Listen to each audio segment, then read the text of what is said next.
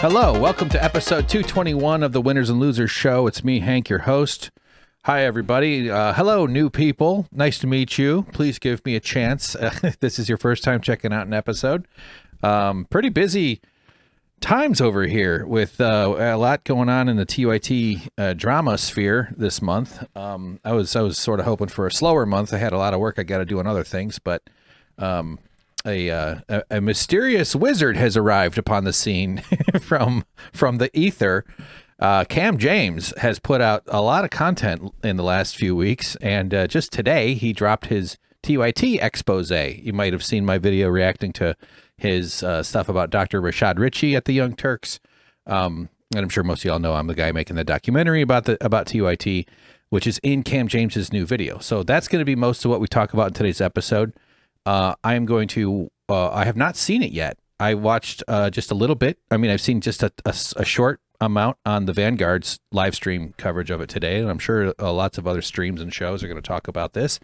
Seems to be making a big impact already. We'll see the update in the terms of views already. It's already in the tens of thousands. It's only been up for a few hours or 6 hours or something, or maybe longer. Anyway. Oh man, geez, I'm tired. It's just, I've been, I say this with love, but geez, Cam, couldn't you wait a month to pick the worst doses? I had so much I had to. So when his Dr. Ritchie videos dropped, I realized that he might be doing more, and that actually spurred me to obviously do a show and talk about it some. But I also did some updates on the website, by the way. That's why I have it on screen here. I wanted to show you. So I added this email sign up. We've already gotten some signups. Look for the purple button. I just very much love the purple button. And yeah, so then he announced that he's gonna. So after Dr. Ritchie threatened to sue him, and then deleted his video where he ends it by saying how transparent he is, and then deletes it within like 12 hours. But then Cam replied by saying, all right, well, I want to do something about the Young Turks. And that was like a couple weeks but his turnaround is incredible. So he made a hour-long video here. This is Cam James's YouTube channel. We're going to get back to this, but I'm thrilled to finally watch it. I know he covers the documentary, The Young Turks, and I'm really curious to see what he says and what he shows. Obviously we're not going to play and watch the entire thing. I'll probably start at the beginning, probably jump to the union part, and then maybe a little bit more, but and possibly a couple more parts for episodes on my end for reacting to it, because no doubt there's a lot to dissect. It'll be interesting to see other people's reactions. So good for him. Good for him for not backing down and for doing what's right and for shining a light on this stuff. I don't know why I decided to give him a name, the Sunlight Bringer, as if that's appropriate or weird or not weird. But he's just ripped open the curtains here on my project and on other stuff. And it's been an interesting thing to watch, seeing in the comments and seeing the different types of reactions people are bringing. I'm mostly referring to the Dr. Ritchie stuff, since I haven't actually had time to dig into the TYT reactions, although there'll be lots of interesting comments for sure. Here, 16,000 views 5 hours ago, but I think this might need a refresh. And we're at 26,000 views 7 hours ago. So that's moving. So we'll get back to that. We're also going to take a quick look at Francesca's video, which is at 421,000 views, where she calls out Ana Kasparian for her recent brief apology about how she didn't see Trump's fascism coming, and she kind of made a big stink about how there's no way this is fascism, and she kind of took a position that was contrary to all evidence and all of everybody's eyes and ears. The only room for negotiation there is how pedantically you define the word fascism. So we'll jump back to that. We're not going to watch the whole thing, just a little taste. And of course, on my channel here, Winners and Losers, I did, knowing that Cam was making making his expose about TYT, and I wanted to make a production update, a project update. So that's what this video is here. Down here, I actually reorganized a little bit of the channel. You can see my collaborations. Go to, this one is cool. Go to YouTube. You can just scroll down here. I was on the Devil's Advocate Productions talking about the Young Turks quite a bit. That was a fun conversation, and hopefully the first of many. and Cam James collaborated with me, which means that like our channels are formally linked for this video. That's why it's on my channel right here, which is really cool. I think this is a new feature on YouTube. I'm sure we'll see more filling out for me and for all of us out there. Sorry. Okay, deep breath. So if you're new to me, if you're new to my channel, I know there's a lot of new listeners turning up, thanks to Cam's video. And if I've said Jones, please understand, I don't mean to say it's James. He must have just gotten that his whole life. I'm not great with names anyway, but sorry, Mr. James. I know event. Okay. So apologies ahead of time and for the back times, before times. All right. So yeah, is this Hank? So this is something I'd been wanting to do, is do these production edits, these project timelines. Here's one here. In fact, I think I set it up. I should be able to jump over to Photoshop pretty fast if it'll work. That seems kind of like working. There we go. I think that's it.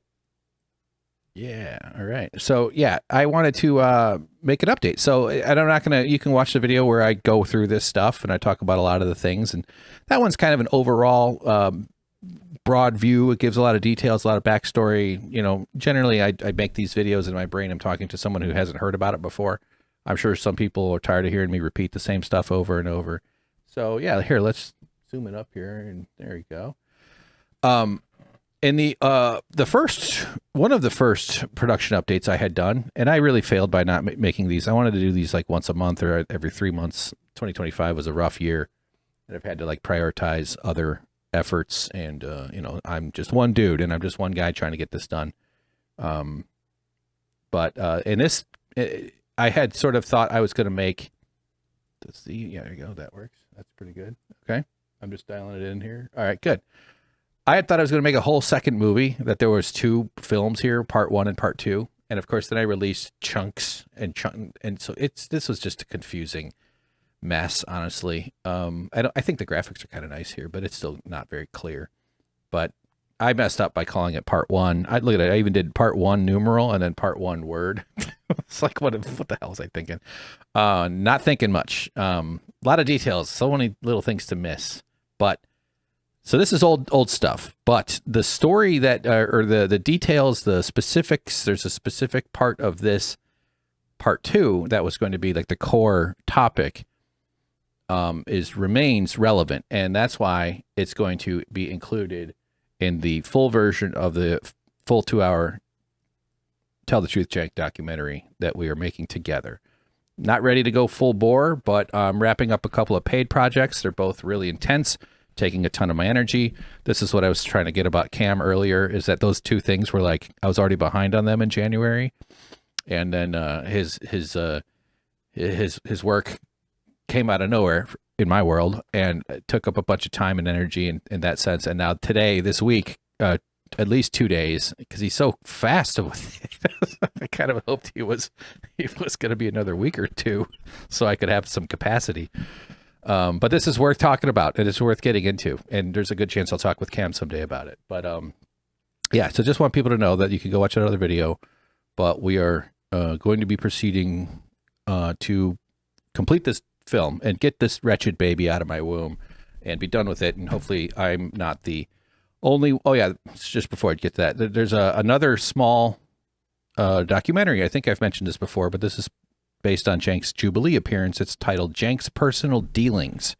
That's his words. He says it to the young man confronting him about the union busting. You want to get into my personal dealings at Young Turks? And like, so we compare that very accurately and powerfully to the Wizard of Oz trying to hide behind the curtain and is afraid someone will open the curtain. So I am Toto. I am Toto's top of his mouth, and Cam James is Toto's bottom of his mouth, and together we have grabbed onto the bottom of that green curtain, and we're dragging. It's in the, you can see, I didn't animate the part where me and Cam are teeth. Okay, it's getting weird, but I'm saying Toto is the little doggy that runs over and grabs the bottom of the curtain and then drags it open.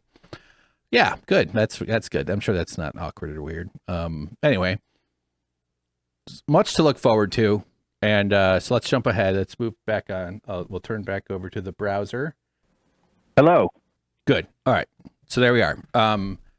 It's been pretty cool, though. I mean, just today I've gotten tons of new subscribers and new people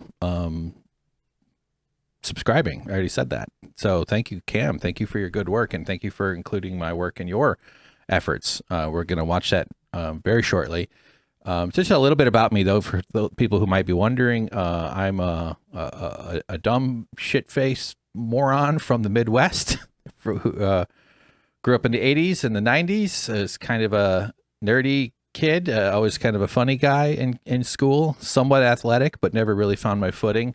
Always pretty smart in the sense that, like, I didn't really need to think too hard about education. Like, I got good grades because I listened in class, and then I would, like, do the minimum effort it took to just get decent. I don't know. Why am I going into, like, my high school? Went to college, ran an aquarium business where I lived in Chicago for some time, started doing stand-up comedy. Much of my life, I'd also always been good with cameras and filming stuff and some, Photoshop and messing with, and I've always been a computer goblin. In fact, these days I've got a herniated disc. I'm sort of nursing back to health. It's getting a little bit better, but my computer goblining has kept me very sedentary for so much of my life, especially recent years. But yeah, I'm tall, I'm bald. I like General Tso's chicken and could eat that same meal every single day of my wretched life. If I could have that luxury, I would take it. And let's see. So yeah, doing aquariums, started doing comedy, doing stand-up, got into the Chicago comedy scene, 5-6 nights a week for about four years or so. Moved to LA to work for the Young Turks. I was an early adopter to podcasts and stuff back in the 2000s. And just through I've talked about this story. In fact, I tell it a little bit on this appearance here on the Devil's Advocate Productions, as well as some other shows I've been on, which is part of the website I got to update. I want to do like an appearances or a press page, but that's just something to work on in a bit. And yes, I've worked on and off for the Young Turks between 2013 and 2020. Was part of the Jimmy Dores channel in 2016, like late 2015, 2016. And then the union effort took shape. Actually, it started before I returned to TYT because I had sort of two stretches there. And I'd stayed in touch and asked if I could come back to be a full-time video editor. I was struggling with work and desperately needed a job. And they brought me back on, and there's a lot to this story. But that's when the second attempt at unionizing began during my return to the company. And that's sort of a lot of the details that are in the film and around the rest of it. So a nice guy. I like to, I can be kind of annoying. I can be a bit Oh, that's right. I interrupted myself in the middle of saying ADHD, just in case. So biggest thing that happened to me in my life was 3 or 4 years ago, 3.5. I saw the word autism. I got on TikTok and heard people talking about neurodivergence. And I was like, that all sounds familiar. I thought it was an INFJ or a highly sensitive person. I've always had issues with my brain and my mental health. And I've always had, big, strong, crazy emotions and overthinking and rapid cycling sometimes and energy issues. But I called it depression and I called it anxiety. And I, struggled with in a lot of ways. And especially it got real strange over the last several years, even before returning to the Young Turks, before 2018. And then all of a sudden I see, I'd look up neurodivergence just because that concept made sense. And then I see the word autism. And in my brain, I have a very accurate inventory of my knowledge. I know a lot about Premiere Pro. I know a lot about baldness. I'm adding rapidly my information about DaVinci Resolve. I was a pretty good tennis player back in my time because I'm tall and coordinated, shockingly. But my autism knowledge was like a little Post-it note with like faded pencil, and it was all just an old stereotype. But not that I even ever really thought about it. So it was completely stunning when I read a description of my entire life. That when I tapped on that article, because like, oh yeah, no one's ever told me. I don't know what it really is. I hear about it, but I don't know. And so boom, tap autism. And like within a couple of minutes, my life changed. Just the first couple paragraphs, but I finished the article. Obviously I didn't sit up and be like, aha, I am autistic. It was just like, but it was just stunning. It just fucking floored me. Just couldn't, it was the most shocking moment. And so obviously that set in motion an investigation into all sorts of other sources. I read books, I watched a ton of videos, lots of TikToks, lots of articles, lots of Reddit threads, Twitter thread, you know, people talking about it. And it turns out there's a whole damn thing going on. And I've always had this insane brain, you know, that wakes up. Like the moment I would wake up my entire life, it's like fucking horses just sprinting. The big horny ones too, not like the slow old grandmas. Just rah, just like just this powerful, you know, uncorralled engine of a brain, and comes with a lot of skills, but it sure comes with some downsides too. And you know, just so you understand, not that I'm going to go on and on, but autism is different for everybody. You can say you have it. You can also say you are. I sort of prefer the R, like I'm autistic, as opposed to I have autism, but it depends on context. People don't mean bad when they say they have it or they're trying to say that. It's like the same way you don't say I have homosexuality. You say you are, you know, that's sort of the difference. But it's good that we're grappling with these concepts a lot more. And a lot of people like me got missed. They weren't screening in the 80s. And I'm also the sort that would have been hard to detect anyway, even though I did have early childhood stories of having difficulty sitting still. That's sort of the ADHD side, I guess. But, you know, with sound sensitivity and light sensitivity. And these days I'm in a real dark space with it. I have a hard time with light and noise. I had to, and to her credit and her good grace, my neighbor had a wind chime on her balcony. And it's like 10 feet that direction. And I was just miserable. And finally I had to ask her, and she took it down, and then she put one back up. She had like 3. And I was like, can you please? It's just like, you know, she did. But like one wind chime was causing all kinds of horrors in my brain, because it's not that I hear the wind chime and I go, because I get focused. I have like this crazy intention. It's all about how your attention, it kind of manifests from within the thoughts, and you know, it's very complex, but I start to anticipate it, and then I get anxiety. I feel the word would be hyper empathic, but like the mechanism is that the emotions come from the imagination. That's how it feels to me. So when I imagine something, I also feel the emotions that flow out of that, as opposed to like a barrier between that, where you can imagine something and then not go through it. So like when I imagine my parents dying, it's almost like they died.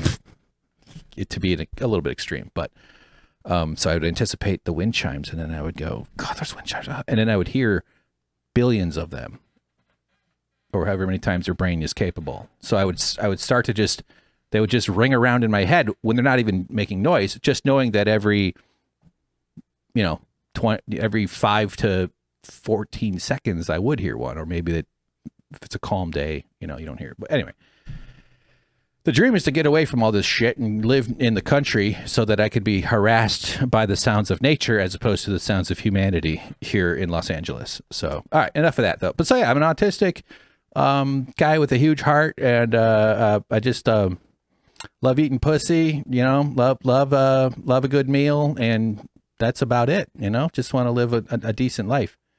I'm definitely on the leftist side. I'm so left, I want a bonobo matriarchy to take over. I don't even want human females. I want the fucking bonobos. I want those ladies to run the show. They seem to have a good way of doing things. I really like their ideology personally. So, all right, good. Okay.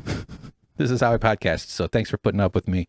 I promise if you find me annoying, I'll grow on you. Oh, and if you're into games, SuckProfessor, go on YouTube, SuckProfessor, 7,000 subscribers. It's dropping because we blew up, but we got our growth period years back and had a nice little audience, and then it was dormant for a while. But I've been posting me playing Valheim, which is like kind of a Viking Minecraft. It really tickles my woodworker brain. I'm a woodworker too, although I wrecked my wrists, so it was the job I tried to. I had a woodworking job after the Young Turks, which I got that job after I needed work, but I was also trying to make a socialist woodworking business under socialist principles of like reusing things. It was the idea. It's called Bum Rush Industries. There's a YouTube channel of the same name.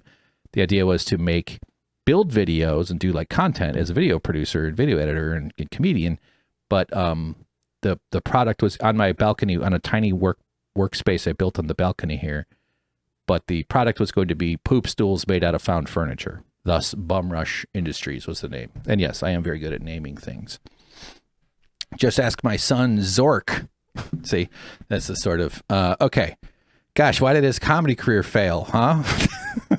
So that's the undiagnosed autism. I couldn't handle. The whole world just was just like overwhelming, and still is. So okay, good. Speaking of that, real fast. Fuck it. We'll do this one later. All right, we'll do it now. This is I just bookmarked this. I haven't watched it. On Twitter here, someone posted about Trump's corruption. Let's just listen and get it over with. It's a minute.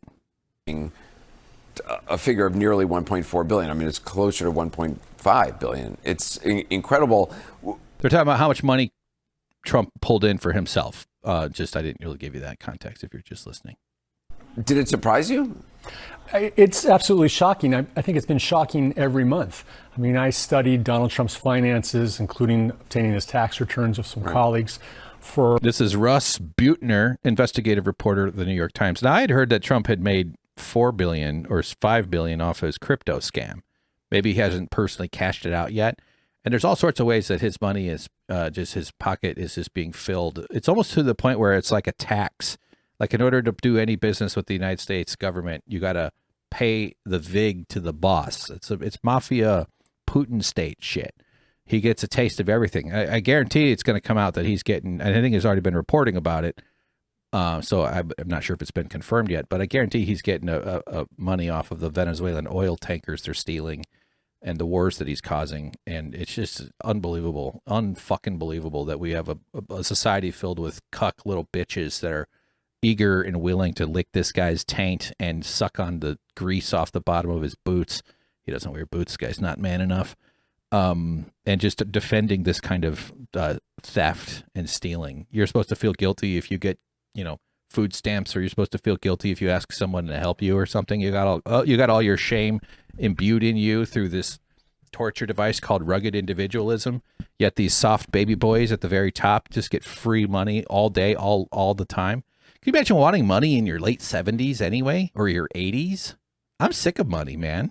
If I could bank off enough money to just get away from everything, I would. Although I'd have a hard time just like giving up on trying to do some, work for good causes and stuff. Shit, I guess. But how insane are you? Like Nancy Pelosi still trying to score some millions of dollars in her decrepit crypt keeper phase of life, and you've got these scumbags building things. You're 80. Watch TV. Fuck. All right, let's listen to Russ Buettner. For over a 20-year period. And this amount is really greater than the sum total of everything he made from his inheritance, from being on The Apprentice, and from all the licensing deals while he was on The Apprentice. It's more than he ever made. Hey, it's just good business. Being president's just good business. He's doing it because he's smart. And if you were smart, you would too. Everybody knows that. Nobody thinks you're smart. I'm doing Trump techniques. Nobody. Starting to hate people. In his whole life. I think those things were his big profit centers because his business performance was uneven. Right. So those three things that really his golden days, this is more than that all in 1 year. And this is just the first year. It seems like there's no reason why. I mean, they're open for business. They're open for business, and they've been expanding things on a regular basis, especially into cryptocurrencies. They recently just transformed their social media company into a Bitcoin repository company, which is a cryptocurrency, and now they're moving that into some sort of power generation company. But they are just rapidly trying to gather every sort of business that they can to monetize this period. To monetize. It's kakistocracy, just ripping off the entire country. They got a bunch of brain dead idiots following it. Childhood trauma informs so much of that, though, that submissive quality, the feeling that submission is the source of safety, which is something early childhood trauma can teach a young person, a young human, because maybe they were in a very unsafe place with their very stressed out and very dangerous parents. I think that's actually the core of most of America's issues, underlying most of it, because it sets up your whole life for being a pussy bitch. Not that that's the right way to describe it, but that's the way it's taken advantage of by con men. I'm so fucking angry about the ICE Gestapo motherfuckers out there terrorizing people, destroying families, kidnapping people, beating people up. It's disgusting, and but there's so much unprocessed, unhealed, poorly healed, bad coping, all the ways that your childhood trauma as a starting point can set you down a course where you can then become a goon, and doesn't excuse what you do as an adult. And not everybody ends up in that end point either. It just makes life harder if you have to get over that stuff, if you have to recover from it, if you have to escape from it. Not to mention the immense amount of damage and abuse that children suffer in religious institutions all throughout the country. This country is a grifter's paradise, and the best example of it is the thing we just watched there with the grifting king of all, just lying and cheating his way into the most powerful position in the world. This guy has nukes. You're a fucking moron if you think I wouldn't trust this guy to run a microwave, let alone I can't even keep my thoughts straight on it. Well, anyway, speaking of grifters, let's check out the video Francesca Fiorentini of the Bitchuation Room podcast made about Ana Kasparian. Ana came out recently saying that she regrets her Cenk. All right, edit there. Instead of me summarizing it slightly less accurately, we'll just listen to Ana explain how she feels now that she's gotten to see the fascism that is broiling throughout society, in contrast to how Ana communicated about whether this was a threat before the election. A lot of people are paying close attention to this. Francesca's one of them, and she made a video, which we're going to look at after we watch this. By the way, guys, I was so wrong. I knew Trump was going to be bad.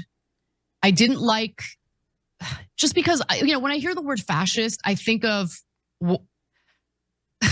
fascism is a specific ideology. So when Cenk and I got into that debate about whether or not Trump is fascist leading up to the election, there wasn't evidence to suggest that he has or believes in a fascist ideology.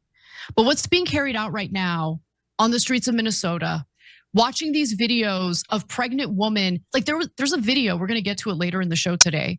Pregnant woman gets dragged out of her car. She wasn't even part of any of the anti-ICE demonstrations. She was just trying to get by. She was driving to an appointment or something. I've seen now multiple videos of innocent people who are they're not obstructing, they're not getting involved. They're doing nothing other than standing kind of like away off to the side and filming ICE as they're, raining terror on people.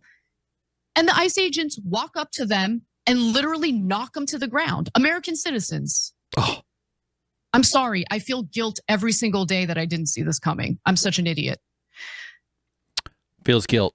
Anyway, let's get back to the show. There you go. Yeah, she feels guilt. That's my site there, by the way, Torchlighter, youtube.com/@torchlighterfilms. I want to make small little documentaries there, and I might end up posting the full version of the TYT or documentary on Torchlighter. I just don't think it really fits great on winners and losers, even though obviously it's a lot more established. It's so much work, man. All of it. No evidence. And it's American citizens. Hey, it's everybody, all humans they're torturing and terrorizing, especially people who aren't American citizens, but they don't care. It's this white supremacist outburst.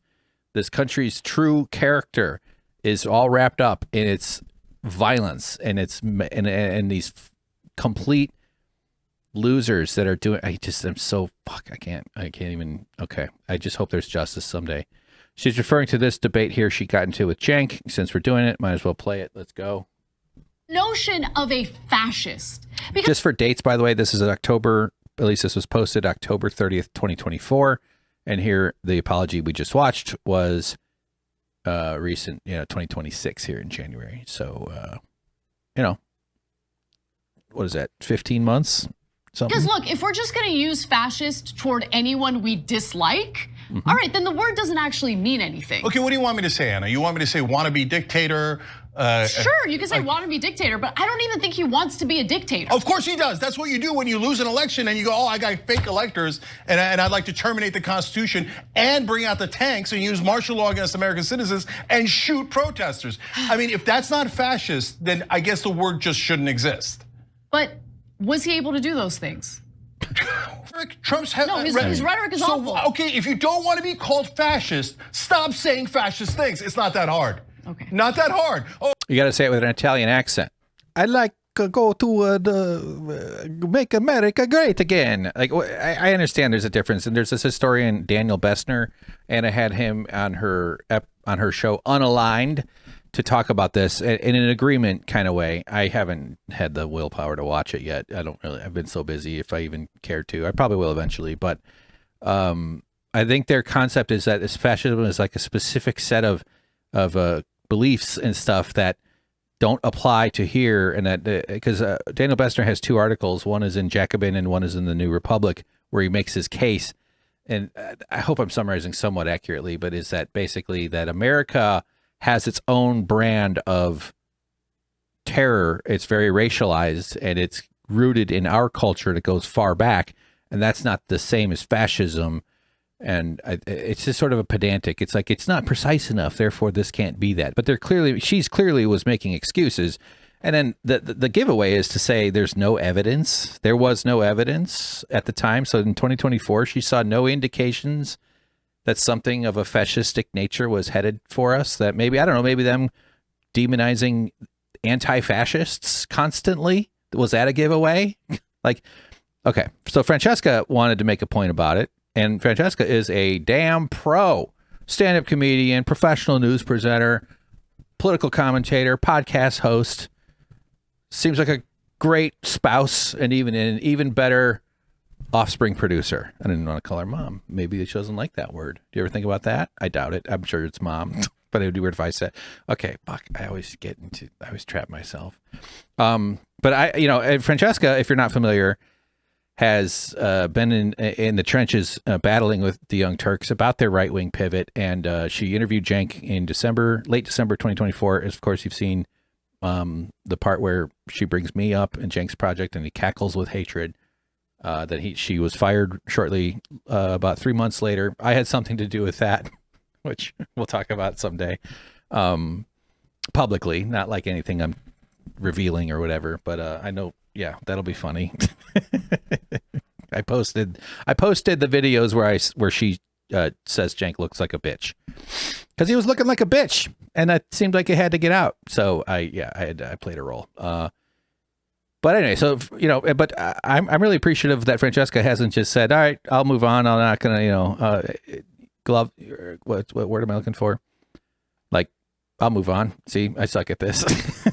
But she could have chosen to try to leave the TYT drama in the past. Maybe occasionally talk about it tangentially, or maybe, it'd probably get brought up a lot because it was a fairly dramatic way that she was ousted. Ousted, that's a funny way to put it.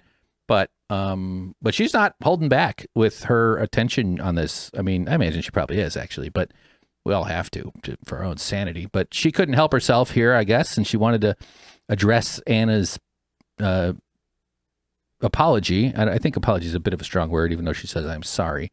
But this was like a super chat, and she said, by the way, and then talked for 70 seconds. So, let's see some actual contrition, and let's see some behavior.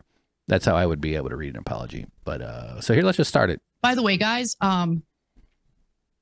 I was so wrong. I'm sorry. I feel guilt every single day that I didn't see this coming. Political commentator Ana Kasparian of the progressive network The Young Turks, who famously a few years ago declared herself politically unaligned and spent the run-up to the 2024 election and most of 2025 gracing right-wing shows, not to challenge but to find common ground with them, the ground right over the bodies of trans people. Is it bad that I don't want to see a dick in the women's locker room?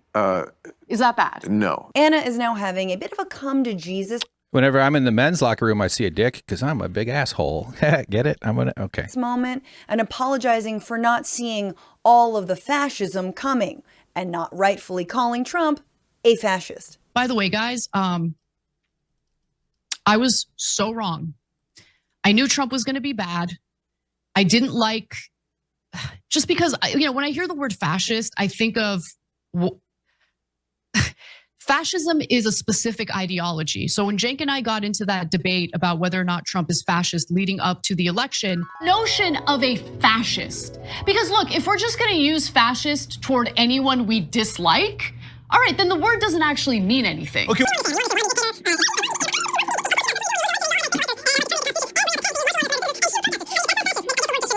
But was he able to do those things? There wasn't evidence to suggest that he has or believes in a fascist ideology. I've seen now multiple videos of innocent people who are not even, they're not obstructing, they're not getting involved, they're doing nothing other than standing kind of like away off to the side and filming as they're, raining terror on people. And I can just walk up to them and literally knock them to the ground. American citizens. I'm sorry, I feel guilty. Day that I didn't see this coming. I'm such an idiot. Ergo, he is a fascist. Sorry, you forgot to finish your thought there, but otherwise, beautifully said, especially that last part. I'm such an idiot. Now, credit where Good editing. Ooh, baby. Francesca, got a great one. Your editor's solid. I'm jealous. Honestly, it's very beautiful, like video, by the way. If you aspire to make these sorts of content like this, she hits it. Obviously, the topic here is going to draw eyeballs, but she just keeps hammering away at it. There's a lot of hooks in the belly of this bluegill. Let's just put it that way to make it weird. So she talks about the lack of how Ana seems to, the way she was defending and making excuses and pretending like the things everybody else was seeing weren't really happening, especially the idea of trusting Donald Trump as a source for Donald Trump. I didn't know about fascism. Like Project 22, I never heard of it. Like a professional news person in this business for 20 years, and they think that there's a good faith reasons to believe anything that comes out of that guy's mouth. I don't think she's an idiot. I don't think idiocy explains what's actually going on. Policy that Trump does agree with and he campaigns heavily on, but associating it with the Trump campaign because some former Trump administration officials are now part of the Heritage Foundation, I think is a little bit unfair. Well, there's a lot that he doesn't agree with that's in that document and said that he won't actually pursue. And are we going to pretend like Trump read a 900-page document? Yeah, that was a real excuse that Trump can't read. Well, guess what? Neither can the ICE Gestapo, but that's not... But was that okay with her so long as they were doing it to undocumented people? Because did anyone else notice that part of the apology? And the ICE agents walk up to them and literally knock them to the ground. American citizens. American citizens. Yeah. Project 2025 also spends a Kasparian amount of time on trans people. Okay, let's get to the end here. She makes a point about Ana being a news person. This is kind of what I wanted you to hear. Textbook fascism. This person has been doing the news for nearly 2 decades. They should have known better. And look, I get it. The brain gets cooked. Or maybe it's getting lazy and sees what it wants to see to go on the shows that it wants to go on. But she did a massive disservice to her audience. And she threw leftists and progressives under the bus for it. And it's only a matter of time before she'll do it again. Which, by the way, Ana, did you ever catch that undocumented person who started the LA wildfires? No? Better luck next time. Hey, if you want more drama and better luck next time, Ana. 2 videos.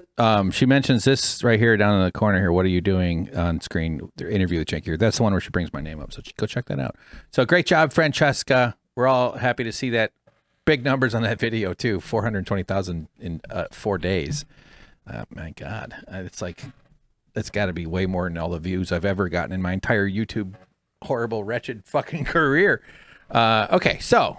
Good stuff. Just wanted to share a bit of that. I was searching real hard through here for a video I posted about Ana and Glenn Beck, where she told, because there was a little shot of her on the Glenn Beck program, where she tells him how much she loves unions. She, of course, she said it's like her #1 thing, even though she didn't tell Glenn Beck that she helped her boss bust a union at the Young Turks, attempt to bust a union, and spread like provably false lies about her own coworkers. Didn't bring that part up. Very much hopeful and interested and welcoming. And, if there's ever an opportunity to do some hatchet burying, I've probably upset the royal court at the Young Turks too much to ever get to this point. But if Ana comes forward and says, I actually looked at the details. I went to the sources section on the tellthetruthjank.com website. because these are all non-Hank sources, except for the bottom one, which is my Substack. That has all sorts of good, juicy tea and documents from internally at the Young Turks you can go look at about my employment conditions, because I'm making some pretty stark claims. I'm telling the world that Cenk Uygur was calling me a part-time employee while I was working full-time, because you got to be a real low life to do that to somebody. And I have all the evidence that shows that that's exactly what it was. There's multiple documents. And anyway, so you can check all that out. But if Anna actually looked into it and did some journalism, she might be forced to conclude that the story that they put out was untrue.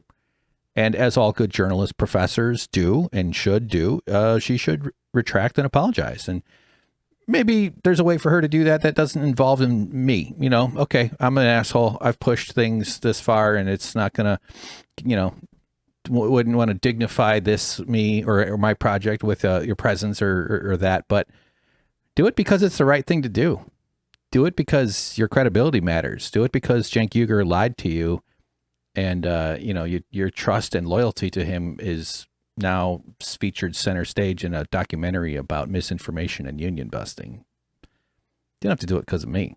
You could do it because you want people to think you're a good person. All right. Okay. I found the Anna Glenbeck thing I made. It is 20 seconds here. We're going to watch it. Let me turn off the Shrimp Squad, get them out of the way here. This is on my Twitter somewhere. I just couldn't find it, but it's on my hard drive, so I loaded it up here in the browser. Incredibly important. And reset. Here we go. Unionized labor, I think, is incredibly important, which, it's something that's been decimated in recent decades in this country. But that's like my number one interest in politics.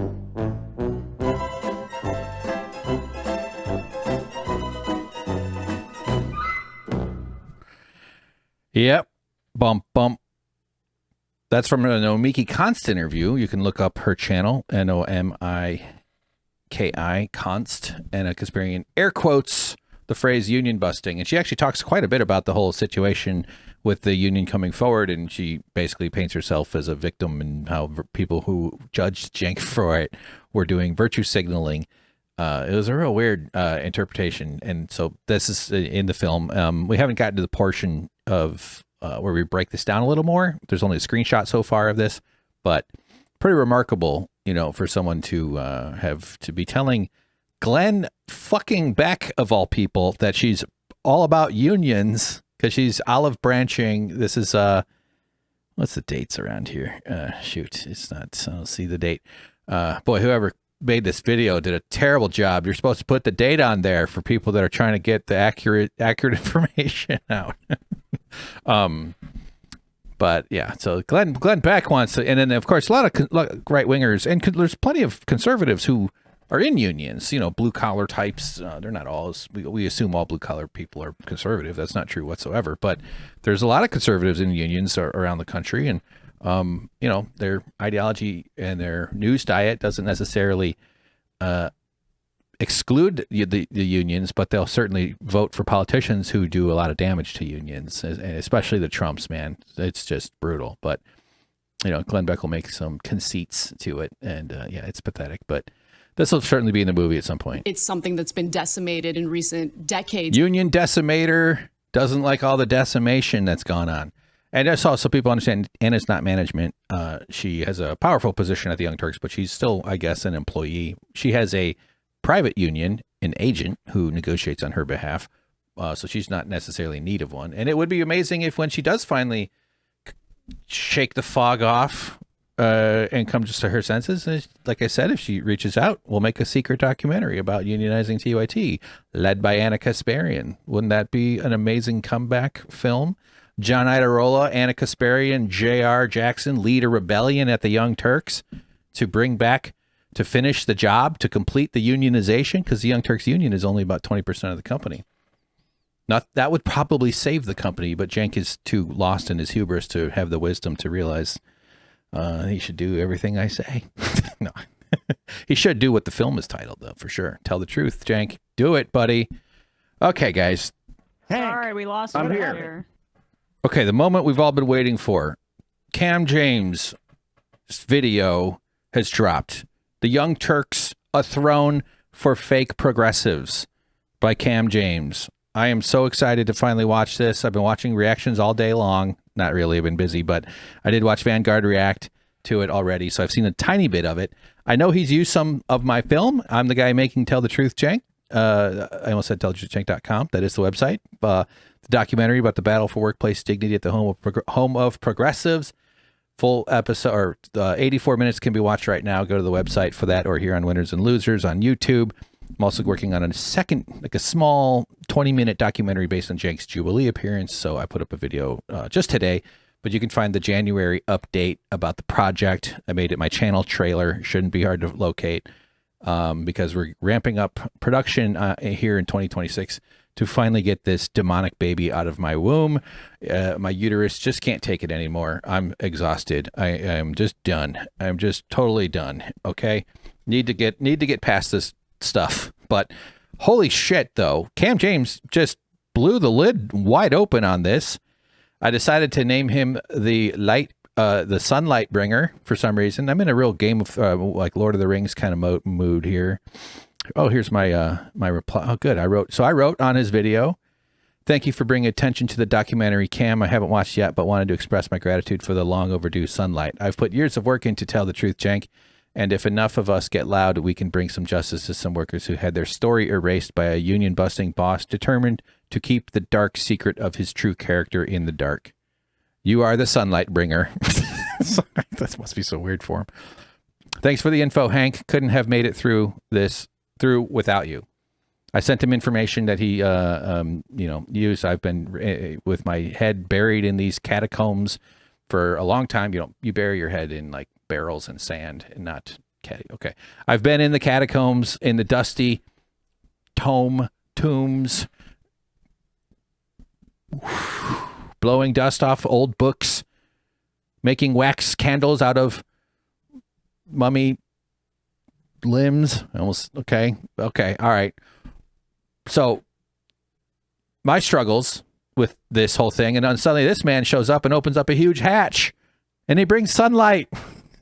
He's got the power. And I'm just like, I hissed at first. I said, "What is this?" Oh, and then I felt the warmth, and flowers sprang, blossoms bloomed, leaves unrolled. Cam James, the light bringer, has arrived. So after he posted these Dr. Richie videos, which of course, people caught pretty fast. He's got these two right here. Let's switch over to the bigger one, huh? There we go. What do I gotta do here? Turn off the bottom. Does that work? Shrimp Squad still on? I think we all like the Shrimp Squad, don't we, everybody? So Cam's videos, both about Dr. Richie, who is one of the TYT's hosts. He's like the middle of the day host. You got the John Idarola mornings, the Dr. Richie lunchtime, and the Cenk Uygur afternoons, and depending on which part of the country you live in, I guess. So in other words, okay, why am I describing time zones? So turns out there's this whole world of degree mills and fake diplomas, and Cam seems to have had quite a deep dive into what was going on. I made a long video here on YouTube, on my channel, somewhere over here, about the whole thing right here. You are being sued. So as you can see in my thumbnail, Cam's first video prompted a response from Dr. Richie, although he thinks that he might have prepared the response before he saw the video because he had sent them like a 48-hour notice that he's posting something. And because in Cam's second video, which he turned around in like a day and a half, or he was fast. This guy's quick. Cam, you're supposed to take 3 years and go into horrible poverty to make a video. What's wrong with you? Do it right, buddy. Dr. Cam said in the second video, that's the one where he's wearing that blue hat, where he seemed like Dr. Richie hadn't seen the first one. He just like went through a bunch of his air quote degrees. And then Dr. Richie posted the second video, the fourth in the series of these two, and said you're being sued, and then deleted those right away. They're played in this video here. I posted them on Twitter, and so they're the internet has a long memory, much like the elephants upon which Cam James, the sunlight bringer, rides when he travels across unholy lands to deliver radiation. Radiation's not a bad thing. See, that's the same thing you can say, and then it's not okay. It's just in a scientific sense. It's all everything is okay. Never mind. Sorry. I'm sorry, guys. I'm okay. So this was very dramatic and very fascinating to watch and to read the comments. And I didn't have much of a thoughts about Dr. Ritchie beyond the as far as this overlaps with my project. It relates to like whether a media company should first of all address a controversy or not. My lawyer Barbara Streisand would have a lot to say about that. And the concept of truth and honesty and credibility and misinformation and how easy it is to prove or disprove something and what sorts of good faith or bad faith should be offered to people based on various reasons. It does seem like most of Dr. Ritchie's degrees aren't really legit and that there was a lot of deception going on in terms of his actual education. I would hope that, and I make this promise, that if eventually this thing shakes out where it's proven that Cam was wrong or the other people making videos about him were wrong. I know this guy named Nate the lawyer who's doing stuff. That guy gets a lot of views on his videos for that. But, I think we all should issue corrections after much more expertise is brought to bear upon this whole thing. But he's got like Juris Doctorates and PhDs, and he invented a quantum neuralizer helmet that just fixes Alzheimer's. So, and as I've said, and then we're going to get to the TYT video. My brother's a neuroscientist, a proper actual professor, Dr. Chris Thompson. He actually does YouTube where he argues with cranks about evolution and shit like that. He's got more subscribers than I do. Son of a bitch. Of course he does. He's got all the good DNA. No, that's not. He's going to jump on a video with me and we're going to go through the neuralizer, the quantum Alzheimer's helmet. My brother's been publishing in proper science papers. He's got one PhD. It took him like 11 years. He had to do 2 or 3 years of like postdoc after he got the PhD just to become a neuroscience professor. And so he's been teaching neuroscientists to be neuroscientists for 20 years now or so. So he's qualified to make some commentary about the quantum neuralizing helmet Alzheimer fix. So I'm really looking forward to doing that. We might even take a look at his research paper too, because there's one paper from Dr. Ritchie that's been going around as well. So, all right, enough about that though. Because of Dr. Ritchie, though, Cam now made the Young Turks video, and we've got to watch it. We're going to just watch the opening here. I've scrubbed through. You can see that that's my winners and losers here, along with Dan from the internet, who I've been on his show, Power Report. Check out Dan's show, Power Report. I know he's part of this. We're not going to sit here and watch this whole thing, obviously, but I know that there's the union stuff here, exploitation and unionization. So we're certainly going to go through this. I might pick another spot too, and maybe on another day we'll revisit this because it's certainly going to make some waves in the next day or two or a few weeks or so. 31,000 views in 7 hours. It says right now. I'm going to reload and see where it is at. We're going to, fucking ad. 31,000 views in 8 hours. It didn't update at all. Feels like that should have changed slightly. There's something goofy about that. It wouldn't go from it wouldn't be 0 views in an hour if it got 31,000 in the first 7. Big numbers though. I mean, that's just part of a day. I backed up and now there's more ads. These YouTube ads are like little torture tests. It's just so freaking annoying. I thought you thought, okay. Smart opening. I do stuff like that on TikTok. I like to be a little clicky, like at the thing, and then it brings your attention. I'm just trying to back up all the way. So, without further ado, here's Cam James, the opening of his video about the Young Turks, a throne for fake progressives. Hi, I'm Cam. I used to spit, now I make flicks. The first 2 parts of this series were about the many suspicious degrees of Rashad Ritchie, the supposedly progressive host of Indisputable. Since Ritchie announced an impending lawsuit in his most recent response video, while looking like he was about to cry. But I see now that a part 2 and other people are grabbing the commentary. Well, it has to be done. I figured making another one about him alone would be overkill. This one's about the network itself, specifically their leaders, Cenk, that's how the founder of TYT, Cenk pronounces his name, by the way, and the self-labeled politically homeless Ana Kasparian. though they've both done a lot of great work in the media for decades. And there's no way I can erase thousands of videos pushing progressive messaging and causes. Many people on the left see them as deeply compromised in more ways than one. I'm also not letting their COO and former CEO, Jack Gerard, off the hook either. You don't get to fade to black just because you ain't a celebrity. Assuming all of y'all have heard of this YouTube OG news organization would be a mistake. So let's run that down real quick. The Young Turks is an American progressive news network founded by Cenk, Ben Mankiewicz, and Dave Kohler in 2002. Dave Kohler. They actually launched on Sirius. I gotta just, I know I can't.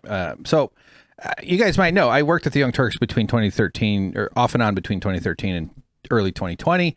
Was a paying fan for 4 years before that. I know people on my channel are tired of me saying the same shit over, but we might have some new people around these days. So I have a deep history with this company. I'm a red shirt. I'm a red shirt as a Star Trek reference. The guys that they murder instead of killing Captain Kirk, they kill the guy next to him. So I've seen and experienced a lot of this, what he's talking about here, in a much more direct way than others. And another thing that jumps out at me too is seeing all these people out in the world that have been fans of TYT at different stages. They sort of attach to it and then kind of detach to it, like a penguin escaping an orca on a boat. That doesn't make sense. Okay.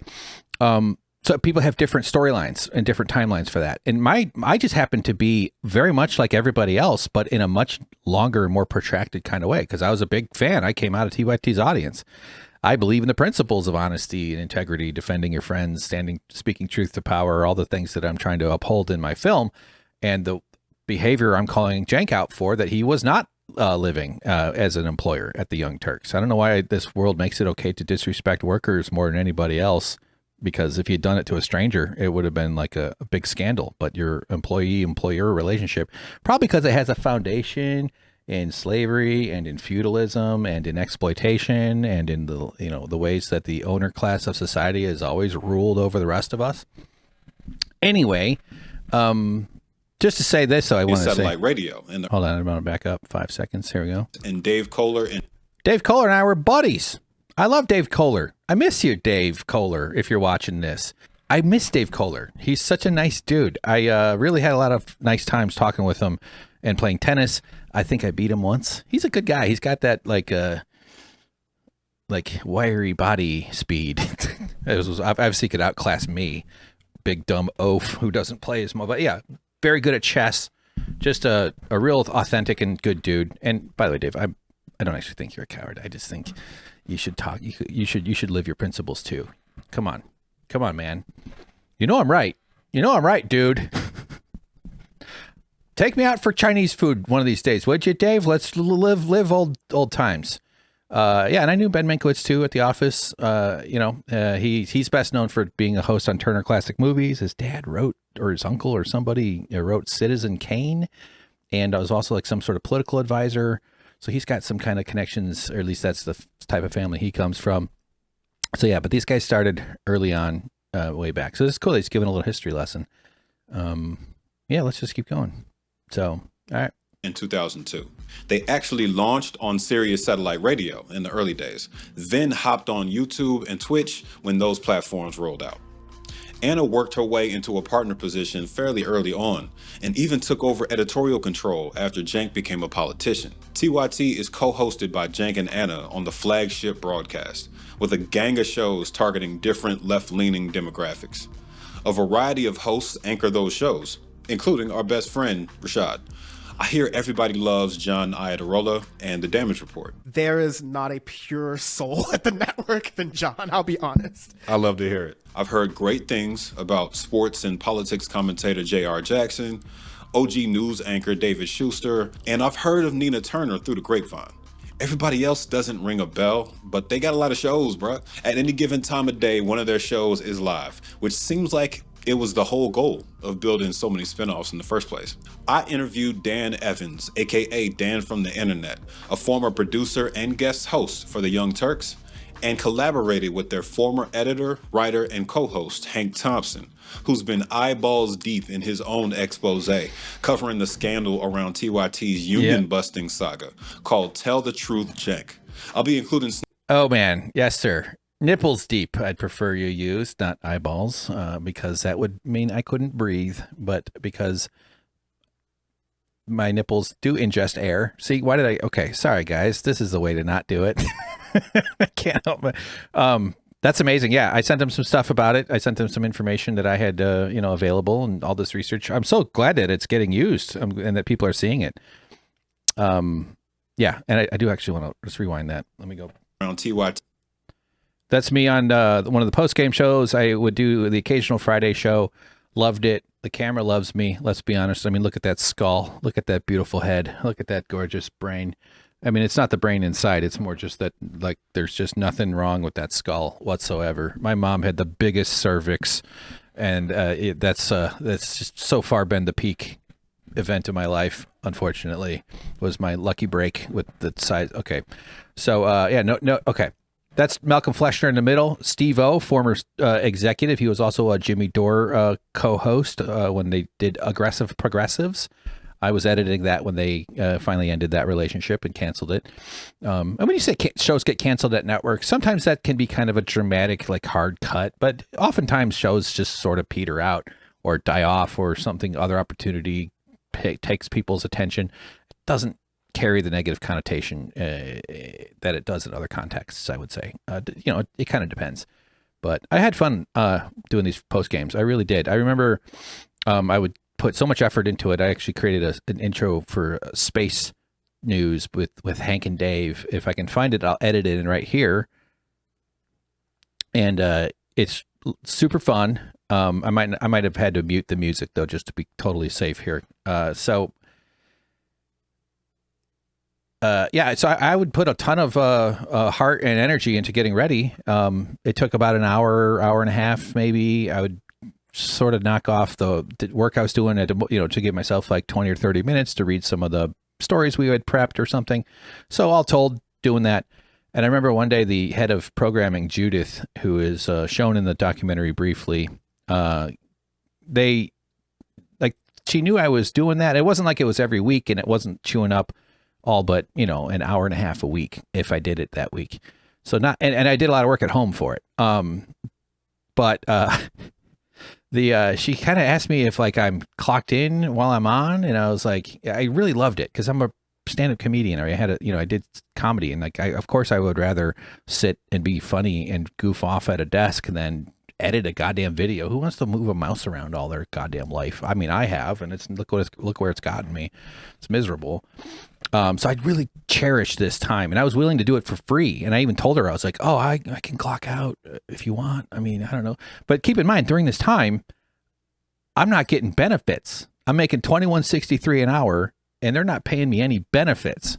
First as an independent contractor, and then as a part-time worker. These are the employment conditions. When I say part-time, I mean on paper. I was working 40-hour weeks, but on paper I was called part-time. And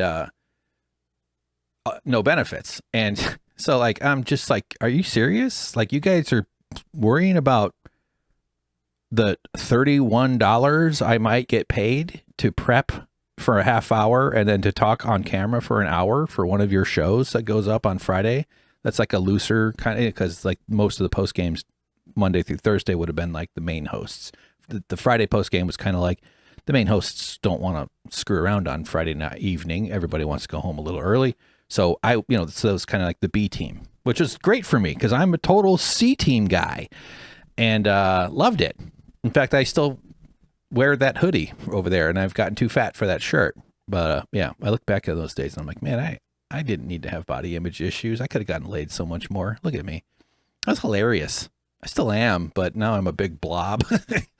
Oh, hold on, baby. I got to put on my wrist braces. I fucked up my wrists, as I tell you about. Okay. I'm losing the plot here. But I just was like stunned. I was just like, you're really like worrying. You're really like griefing me about whether you spend $33 so one of your workers can do a show. Like, what? I couldn't believe it. I was just like stunned. I was like, I guess I won't do it. I mean, I don't mind clocking out. It's not like I was interrupting my editing stuff. It's not like I was delaying. Things were getting delayed because I had, lost an hour and a half of editing. It's just bonkers. Kind of gives it a sense for how, like, the kind of respect that was communicated, and maybe the sort of pressures that Judith was under. I'm not necessarily even saying it came from her, but she was obviously reacting to, or, operating with some sort of directive or some sort of priority set that was coming from the management. There's all sorts of stories like that we could all tell. I hope my rambling isn't getting too annoying, guys. Sorry about that. But then there's one more here. Who's been eyeballs deep in his... Okay, that's Jimmy Dore's studio. There's Jimmy Dore's hand. This is the only time on the Jimmy Dore show where you can see me. This is in the Indiegogo video that we made to raise money for his channel. So yeah, this is, I hung these sound panels on the wall because of my panoply of very impressive skills with screwing things together and glue. These don't have glue. But so I did some work inside there and was a big part of this operation. I would sit at this. That's my laptop, actually. Now that I'm seeing it, it's under the bed. It's old.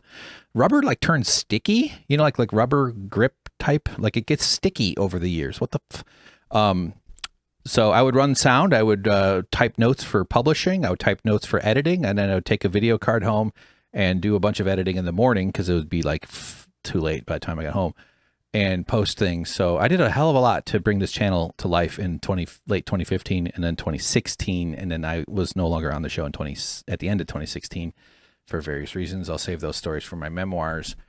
But right after I left is when they got a second camera. So this is the only shot of me on the film. And if you watch it carefully, what's the joke here is that I'm pulling something out of my belly button and sniffing it. If it even, go back 5 seconds. Former editor, writer, and co-host Hank Thompson. There we go. Who's been He called me a co-host. That's I guess it's fair since I did do some hosting, I suppose. But yeah, balls deep in his own expo. Look, here, smelling something out of my belly button. Jose, covering the scandal. I think I can go back one frame. Yeah. Yeah. Ugh. But it wasn't so bad that I recoiled. It was just more like, I got to look at it. There wasn't anything in my fingers. We were doing a bit. Jimmy's a comedian. I'm a comedian. We're like, we did 2 takes. And I chose to use the one where the acting was more subtle because that makes it more believable. That little green thing right there. Is this Hank? Here it is. This is a little pouch for video cards. That's what it does. It's like it transports video cards. And a hot tip, I added some Velcro tape to the USB reader, although it's seen some rough days since it's all busted. But a little Velcro, and it sits inside there, and I had it in there. Yeah, that's the thing. That's how I would bring back all the footage. Hot tip for y'all for 2016. That's kind of just crazy. It's just nuts. Man, God, I got to lose weight so much. So, very interesting stuff, though. Let's keep going. Sorry, I can't. I'm very impulsive and have terrible impulse control. Okay. In the scandal around TYT's union busting saga called Tell the Truth, Cenk. I'll be including snippets of that, but over an hour of it is available on YouTube right now. And they're previews, but incredibly solid. Both of them reached out to me when they heard I was covering this, laid out some pretty strong evidence in Hank's case and some important background info in Dan's case. I also reached out to former TYT contributor Jeff Wiggins from We Gon' Be Alright, who linked me to the videos made by other former contributors discussing why they left, or, in the case of Francesca, got banned by TYT. You'll see clips from them throughout this piece as well. I'll be clear right now that I'm not attacking anyone. My constructive criticism has nothing to do with the network's contributors, producers, writers, or on-air talent beyond Cenk, Ana, and Richie. After reviewing all the evidence, my conclusion is that despite all the measurable good this network has done for progressive causes, representing one of the strongest checks to Republican media dominance over the past 20 years, their corporation is losing favor with their left-leaning fan base for very clear corporation-related reasons. The core values listed on the Young Turks website are not consistently supported by the actions and words of their leadership. And the sum total of these actions is much more reminiscent of naked capitalism than it is progressive. For the purposes of this video, here's the definition of progressive straight from the U.S. State Department. Progressives are, quote, interested in furthering social and political reform, curbing political corruption caused by political machines, and limiting the political influence of large corporations. Rashad ain't off the hook either. We'll cover his past affiliation with conservative figures and wild statements about progressives in one of his dissertations. But I got to light up his employers first for me to make this point effectively. Let's pay the bills, then get to it. Shout out to my... Hey, he's such a good communicator. I just wish I had whatever it is that makes you just say the words the thing you're trying to say and move on. How do you do that, man? Do you teach? Do you have lessons? Can I buy a course? But yeah, he just says it. It's great. My longtime sponsor. So let's jump ahead. Sorry. Well, okay. Give us sponsors some flour. All right, let's do it. For making these investigations possible. I'll keep it quick. Aura. Support Aura, everybody. They sponsor this Cam James, and he does good work. Okay. And this man should be making himself a nice living off of his efforts. So the name controversy. Okay. Interesting. Yeah. There's a lot of that. All right. So here I think we get to Dan. I'm tempted to just sit here and watch it and record myself and then edit. I think for the purposes of my recording right now, I'm just going to jump ahead. But of course, very, very, very interested in just watching it later on. So exploitation and unionization. So let's back up 5 seconds here to see the transition. 5 more. Oh, that went the wrong way. 5 back. So, okay. This is where we get into the stuff about the unionizing, which is going to feature my production. Out this obvious conflict with their progressive ideals. Cenk and Ana are putting their comfort above doing the right thing. This is what's called a theme. Oh, son of a fucking ads. These goddamn ads. Yeah, but so far I'm impressed. So, I don't know as if I'm going to withhold that later on. Why did I say so far? But, thoroughly enjoying it. And his videos are very well made, well edited. Good decisions. Let's see. Here we go. Part dos. That was the pay with TYT. No one will say it's great. I will say Hassan has previously talked about being underpaid at TYT, and I'll even contest to that because, funny enough, I was paid more than him. Wow. So that says a lot by itself. Yeah. Baby, I wasn't like family with Cenk or anything, but because I was such a young kid and because I'd shown such interest at a young age, Cenk sort of protected me in a lot of different ways. Your uncle was letting everybody steal your sales deals too. That's his true. uncle would like let him massage a sales deal to the last thing, then someone would swoop in and close it and take the commission. Objectively, Hassan was like a host. He would leave, especially near the end of his... That's from the Chuckle Sandwich podcast. Hassan also says that his uncle... his first year salary was like $21,000, which this is an assumption that because I was working at the Young Turks at the time when Hassan first showed up, and so way before he did any content at all, and when he was in that stressful job trying to do sales or something, drum up sales, and I was doing a variety of different jobs at the time for the company roles.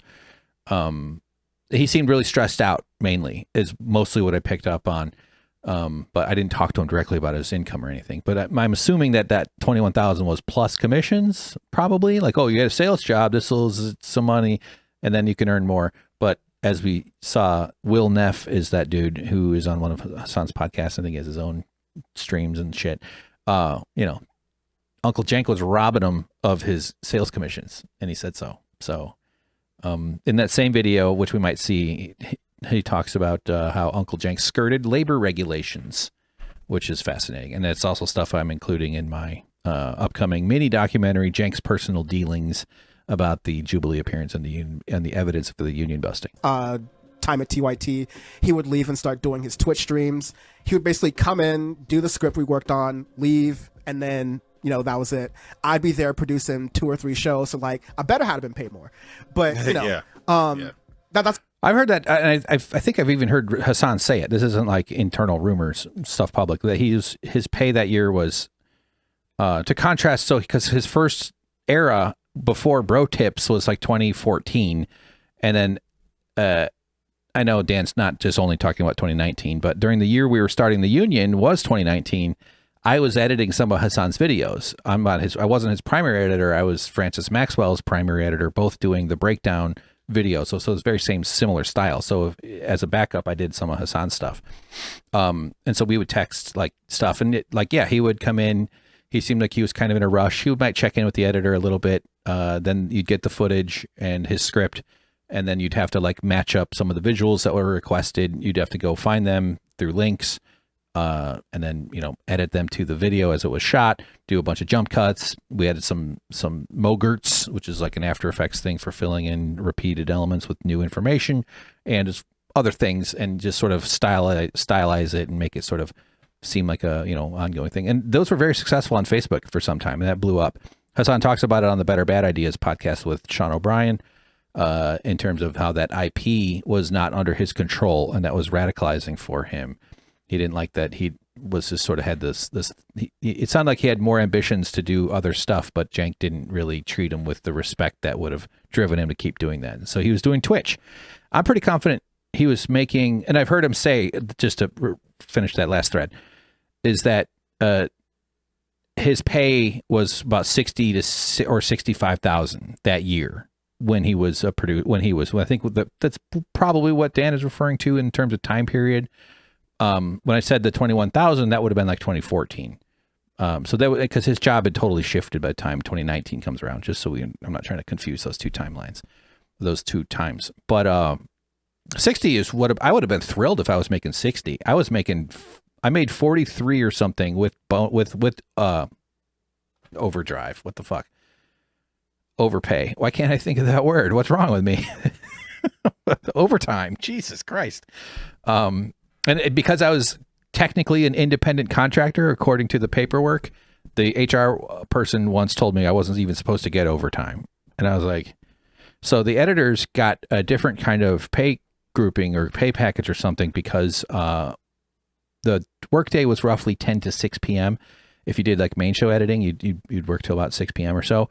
But you might need to stay later because there might be technical stuff, or you might just be more things to do. And it was sort of understood that you would be willing to push it till 6:30 or 7, and if they knew that for some reason it was going to go late, they would have scheduled that ahead of time, and you could volunteer to do special program. Like it was not like that wasn't bad part of it, but that meant that you might not guarantee to just stop at 6, right? Usually it would go past that. So you'd get overtime for those hours. And but an independent contractor wasn't supposed to receive overtime, although they still paid me overtime because I wasn't ever I was functioning as an employee the entire time. Regular company business and company property under company direction, under company supervision, and standard stuff. And the job that I filled, the role, someone internally moved to a different place, vacating the video editor job. That they were an employee. They were classified employee on Friday. Then I showed up and they're calling me independent contractor. And that's sort of the beginning of this whole saga. I was desperate for the work, but part of me kind of wishes that it never happened because I wouldn't have wound up on this crazy timeline that I find myself here where I'm making a union busting documentary. So I actually asked somebody about this pay. So my hourly rate was $21.63 an hour this entire time during my second, time at the Young Turks between 2018 and 2020, early 2020. I was paid less than every other editor, even though they had me classified independent contractor. Normally you'd make a lot more if you're just a 1099 outside worker who's brought in for a special project. Yeah, I would, should have gotten 40, 50, 60 an hour because you got to pay your own taxes, and it's just a different way of doing it, even though that would have been still somewhat inappropriate. But on top of the no benefits, I was also paid less per hour than everybody at $21.63, and not by much. So you got professional video editors living in Los Angeles making between $21.63 and within a few bucks of that, somewhere around there. Not a lot of pay. I remember talking to someone else at the Young Turks, who was experienced with the company and stuff, but they weren't totally up to speed on how everything went down. We were talking about that, and I said, yeah, it was kind of low. And they knew based on intervening information, if that's the right word, I don't think so, that it would have been low, and so they were going to guess low. And I said, well, just guess what you think I was making. And they're like, okay, all right, 30. So the low guess was 30. I would have felt wealthy if I was making 30. And when we I wasn't planning on being laid off a month before the union came forward. So I was anticipating it being pretty stressful, but that they would say yes to the union, and then we'd get raises, and I would get benefits. We would sort out my situation.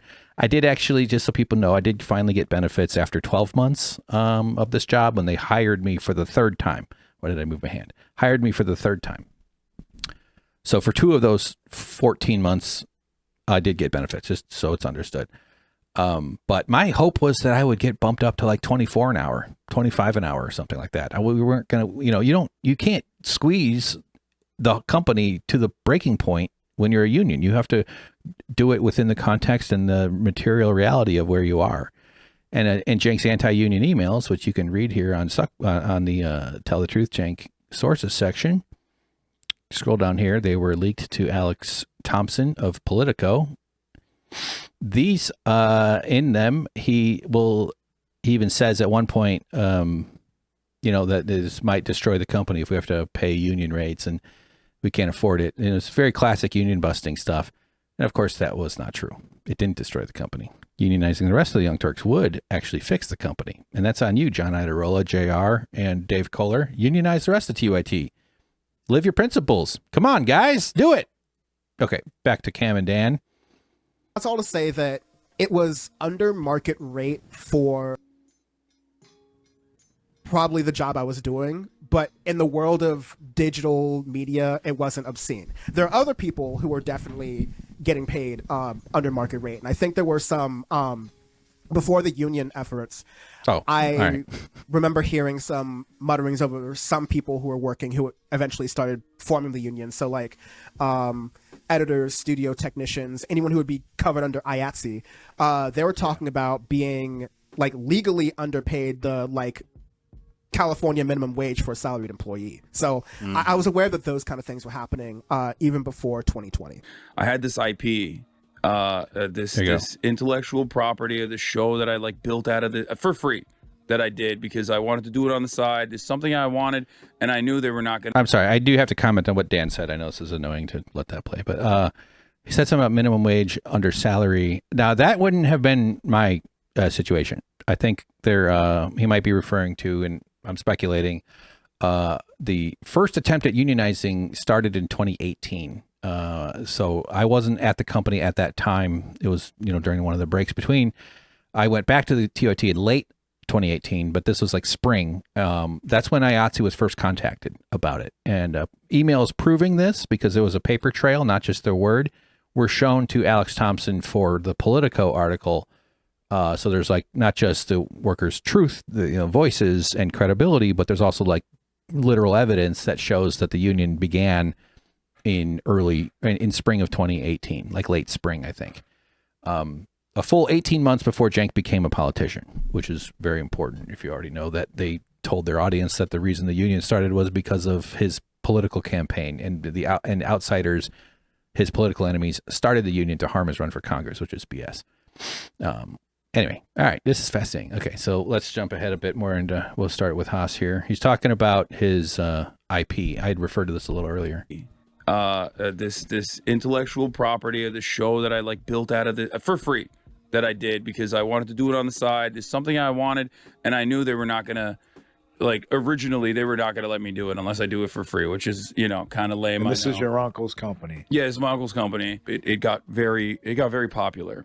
And instead of giving me additional funds to be like, here, let's build out the show more, let's give you a writer, because I did this in the supply closet, basically. I put a green screen up there and I started filming myself. They were like, oh yeah, we're going to take this IP and we're going to give it to all the other hosts so we can make more of the same type of videos without spending any extra money. And that's when I was like, damn, I have no ownership over this. My uncle was like, oh, this is an opportunity for me to hire someone and skirt some serious labor regulation. Why is a network that proclaims... Hassan is finishing a sentence. He goes, because his family, that's kind of what he says. I would love to learn what he's referring to with the skirting labor regulations. I am very curious to see if it was something similar to my situation. Perhaps he was maybe, it seems unlikely that I would have been the only person that Cenk might have classified in a way that allowed him to cut costs of their benefits. I think it's a very, I don't like the framing of saying cut costs. I think that lets them off the hook for what actually it is. I felt like they were stealing from me when I was working there during this time period. It seemed incredibly wrong. It was incredibly stressful. It was really fucking irritating. And I believed that because I was doing the same work as other people, as a professional video editor with 15-ish years experience at the time, I guess 10 professionally, but like way over that in terms of like my total video editing. But anyway, experienced video editor for $21.63 an hour and no benefits, no health insurance, can't go to the doctor, none of that. It was wrong, man. It was super wrong to be treated that way. Oh my God. Are you actually? Is this one of the hats for real? And just real quick, if anyone wants to see the claims I'm making, 2 versions, 1 truth, evidence for my claims about the Young Turks here on baldontheinside.substack.com. You can scroll down and look at all this paperwork. We're looking for green. There we are.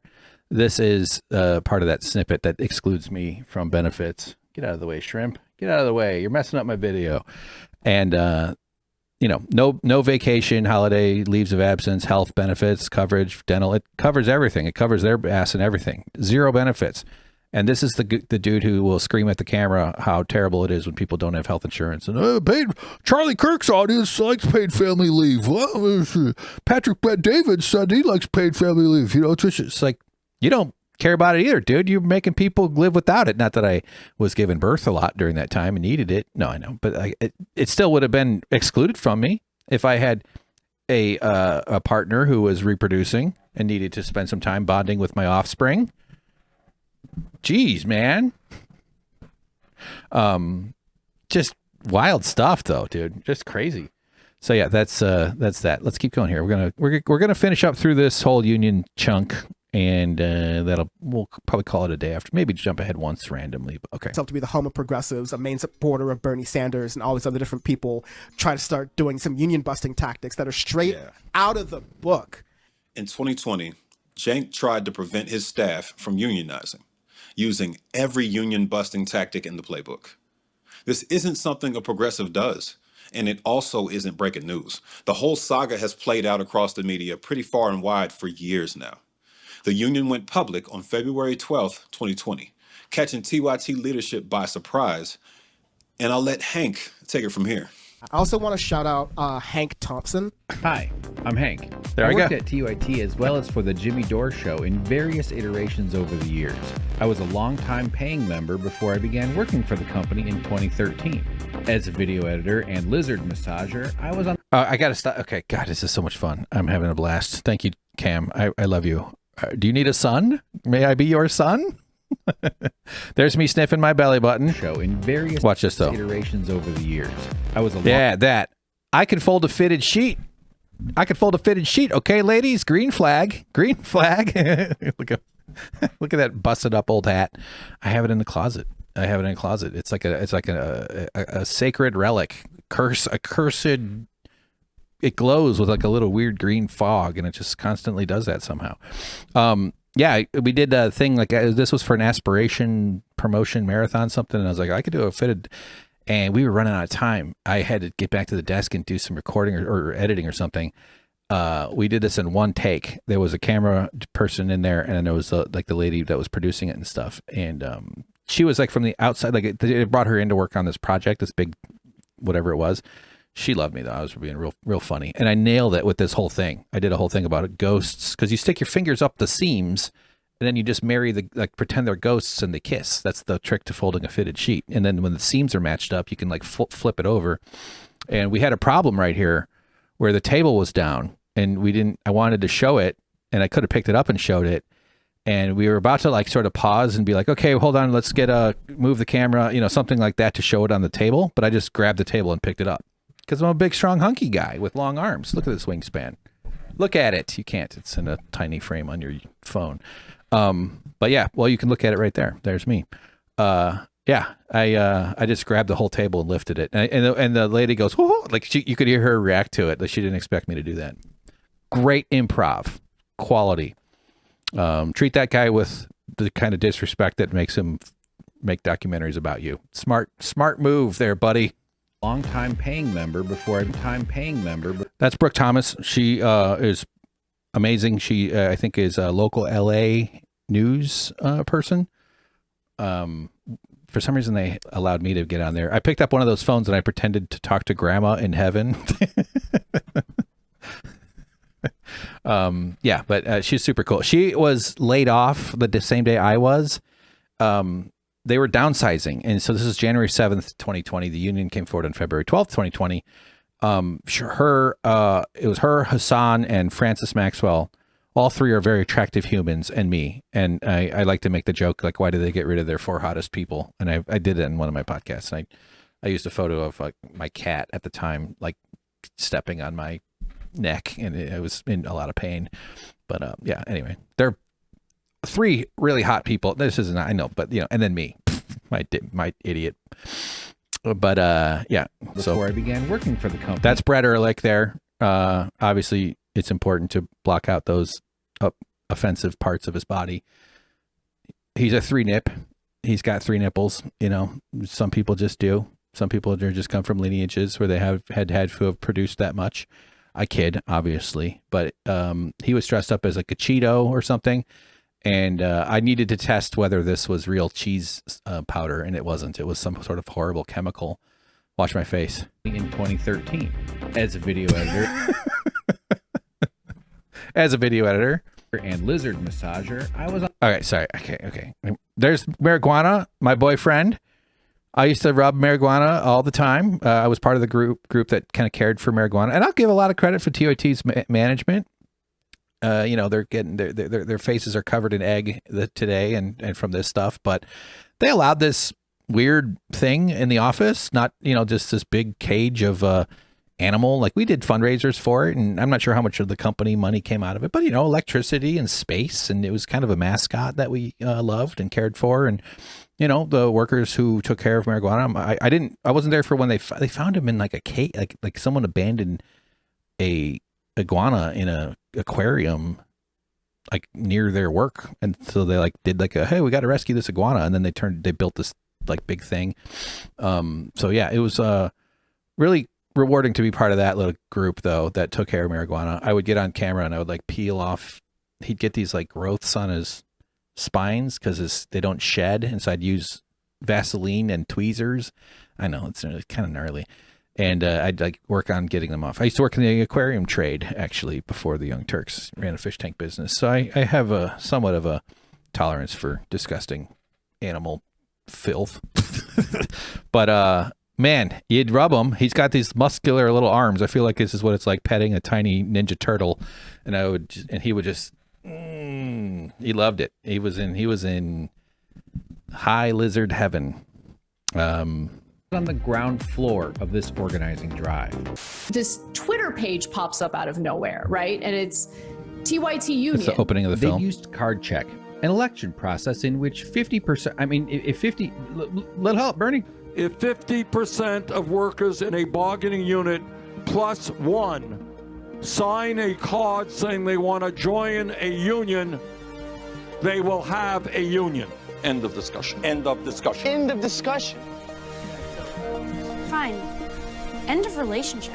Whoa! After 9 days of silence, the company formally rejected voluntary recognition, saying they were prepared to voluntarily recognize the union, but only after a second election was conducted on terms more favorable to the company. While they wanted people to believe they were protecting the democratic will of the workers, it was in fact, as labor journalist Sarah Jones pointed out, classic union busting. Their statement was, put another way, total bullshit. What followed was a period of union busting that seemed right out of the union busting playbook. Every single tactic was a tried and true. The way the thing comes flying out doesn't have enough motion blur, and it bothers me. So it's just out of the union busting play. So yeah, there's a little bit on there, but I wanted to redo this sequence in After Effects because I kind of wanted it to kind of whip out a little bit more realistically, as if Bruce that's his name, right? Shit, my brain is just cooked. Sorry. Bruce Banner, the Evil Dead guy, was actually doing this for real. But yeah, no, I that's one of those little things I wanted to sort of repair. Although honestly, there's a lot more urgent matters than that one. Playbook. Every single tactic was a tried and true technique for disrupting. Little video editing tip: if you do like little noises, like that little tick sound, just change the pitch. It's much easier these days than it used to be. Not that it was all that hard back then, but just a slight variety in sound effects when you do the same sound effect over and over, unless obviously that's what you're going for, but just a little bit of changing.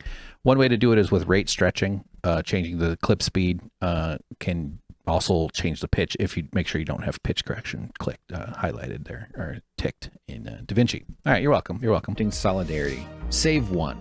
Publicly smearing the workers' integrity, intelligence, and motivations by accusing them of being in a conspiracy with Cenk Uyghur's political opponent. Seriously, go watch that. I've linked it on screen and in the description. Yes. We're going to take a closer look at some of the... Thank you, Cam. Prayer hands emoji. Prayer hands. Thank you, sir. Oh, man. Look at that. I've already gotten a bunch of new subscribers. Man, this is the sunlight bringer. I so appreciate Mr. James's work here. Wow. Man, I get emotional. I'm not going to start crying. I'm going to try not to. I cry a lot. I cry easily. My feelings are abundant and mysterious, and they well up quickly. Yeah, there goes the autism. So, geez, it's so cool to see that. So let's see how much more there is. There's a lot more detail that I would love to break down with Cam one of these days. Who knows? Maybe I'll have him on my show. That'd be super fun. Things Anna said that Hank put on screen, then moved to Cenk's statements. Hank and Cenk are different people, by the way. Please pay attention. In these tweets, Anna's going ham on IATSE, which stands for the International Alliance of Theatrical Stage Employees. It's a union representing entertainment workers, like the ones at TYT. Criticizing a union for endorsing someone who seems to not be very progressive is fair game, right? But Anna wasn't doing this out of the goodness of her heart. She was indirectly lashing out at her own coworkers. While I'm personally supportive of unions, right before this, I know you might have already seen it, but a cartoon hand comes out of this tweet and stabs TYT Union in the back. And there's even a shot from behind of the word suspicious on a piece of paper and the knife. And I did that knife. I got to find that knife. All right, hang on. Edit. I love that. Yeah, Max left. Okay, so I dug up the artwork for this knife. I loaded it up, the PNG up here in the browser, but it's not sizing. It's a pain in the butt to fix that. So we're going to jump over to Photoshop in a second, look at that. But first, we'll watch the part. This is still Cam's channel. Then the TYT Union doll or puppet cartoon struggles, like it was holding on to dear life for the rest of this whole scene here. But this is where Anna stabs TYT Union in the back. 3 minutes later, in a tweet that is shockingly not deleted, she questions the motives of the union and plants the dagger of suspicion. Suspicious. So if you if you look closely, there's a TYT logo here on is that the hilt? But yeah, I made the knife look like it has some shading. Yeah, so it says TYT right there on the knife. And it took a bit to get that arm to come out. So watch, this arm comes out. 3 minutes later, in a tweet that is shockingly not deleted, she questions them. Okay, here we're gonna go frame by frame. I think it's doing it. Is not doing it? Am I pressing the wrong one? There we go. It's slow. It happens fast because we all know cartoons are capable of superpowers and faster speeds than us flesh bodies, us flesh creatures. Oh, there we go. There we go. Look, here comes the knife. It's got the paper. It's got the hand. And, you know, it's not perfect, but it works with the sound. It goes whoosh. Yeah, it looks fine. And then the arm retracts to behind. And then when you come here, you see the arm. This is just called filmmaking right there. There's Anna's hidden knife arm behind her tweet. And he's going, oh, I've been stabbed in the back with the plants the dagger of suspicion. All right, so let's jump over to Photoshop here. Take a look at the dagger of suspicion. I know everybody's excited about this. There it is. So this is the PSD. You get different layers. This is how Photoshop works. I have it currently like maximized in like presentation mode. So here, maybe we can just do it without turning on the layers. Will that work? No. Come on. Pressing F. Oh, that's because it's accessing the... Okay, so let's turn the damn layers on. And yeah, so here's the paper. There's a paper texture on top of a white blank kind of thing. This is to go into that TYT union. I even flipped it because that's appropriate for the camera angle from behind. There's the union logo. How did I do that? That's probably just a bunch of these little shape things. So yeah, these are just tiny little bits here using Adobe's shape tool, which is very versatile and powerful if you're good at it like I am. You can select it and hold down Alt and Control at the same time. Double click it and it resets the Bezier curve. At least it did on that one side there. Yeah, so that's kind of fun. Let's undo. And okay, we'll turn off this stuff. Oh God, geez, I'm under pressure. There's girls at the lunch table. Here's the knife. I want you all to see the knife. Why don't I just zoom out? So yeah, it's kind of fun. Like a bright white, metal is shiny whenever you're drawing metal. Just add a bunch of white random kind of glare. Doesn't have to be super random. You can kind of follow a logic of a light source if you like. This thing is a shape tool, or something probably originated as such, but you can select the back shape using Control Left, new layer, and then if you want to shade a side of it, since I have a marquee selected, it's easy to just kind of fill in some shade. And let's do a little bit on, maybe there's a pink light or maybe there's a green light on the other side here.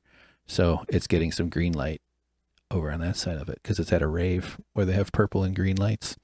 Yeah, the handle, kind of fun. This is not a bad looking knife, the Dagger of Suspicion, but of course it comes loaded with the brand of the Young Turks, the home of Daggers of Suspicion. So yeah, that's kind of crazy. This background is just for color, or just so you're not staring at the normal transparent grid or whatever the hell they call that. So cool. All right, let's go. Save. Definitely not going to ruin the movie. And back to our browser. Shrimp first. Photoshop off. And browser. Yes. Okay. Suspicion. While I'm personally supportive of you. Okay, that's my video. We'll go back to cams now. I never even liked my own damn video. What the heck's wrong with me? Guys, like and subscribe, please. As much as you can. Thank you very much. There's the knife. Here's cam. So I think we're getting near the end. We got a little bit more to go here. Obviously, I can't stop myself from piping up. That's not a good start. This feels like it's done in bad faith. She finishes by calling the situation extremely suspicious. Why would you criticize the decisions of a union your coworkers are deciding to join, as if that has anything to do with whether they deserve representation or not? You have representation. As a worker, Anna's had personal experience with how scary asking for a raise can be. I don't like freaking asking for raises or negotiating. That's why I have an agent. My agent negotiates that stuff for me because I can't do it, right? So I positioned that thing there to look like a name tag. I don't know if anybody picks up on that sort of stuff. I certainly wasted more time than I needed to on that.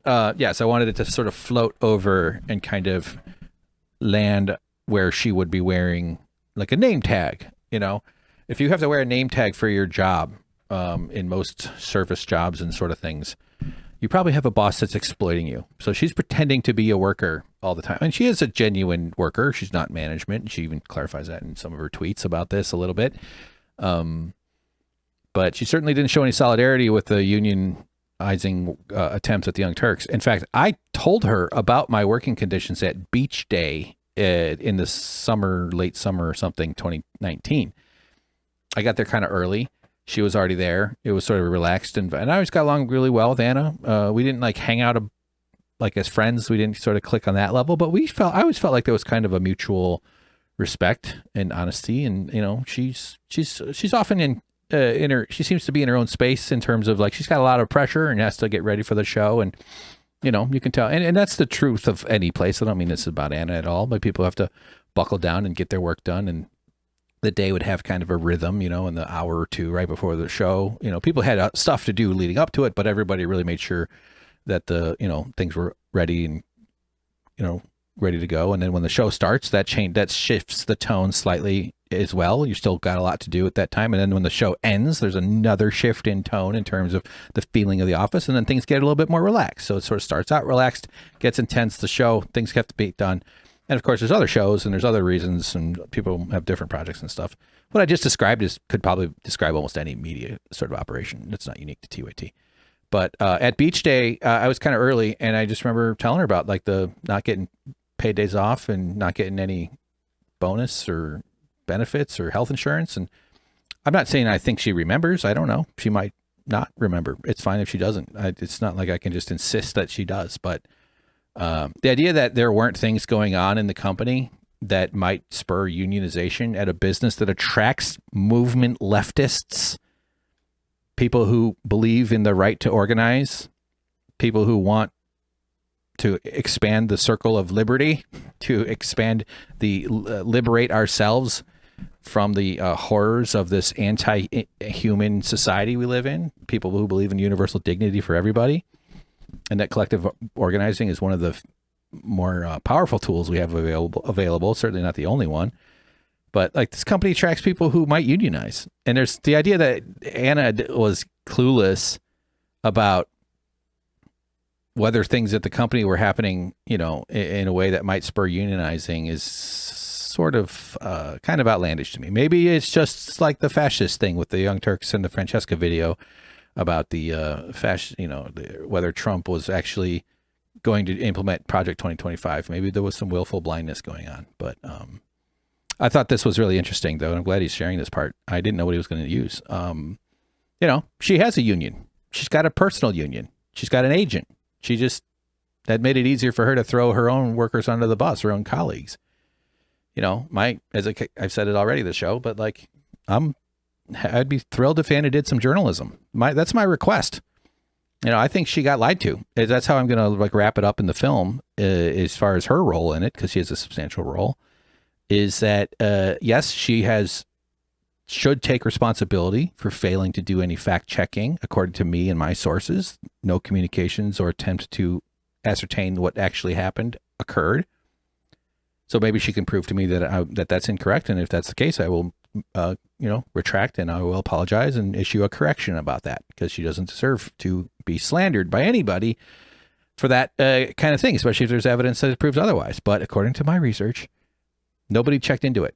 And not all stories are easy to fact check, but very few stories are this easy to fact check. The original sources were across the room from her and Cenk. They were a text message away. They could have reached out to me, but they didn't.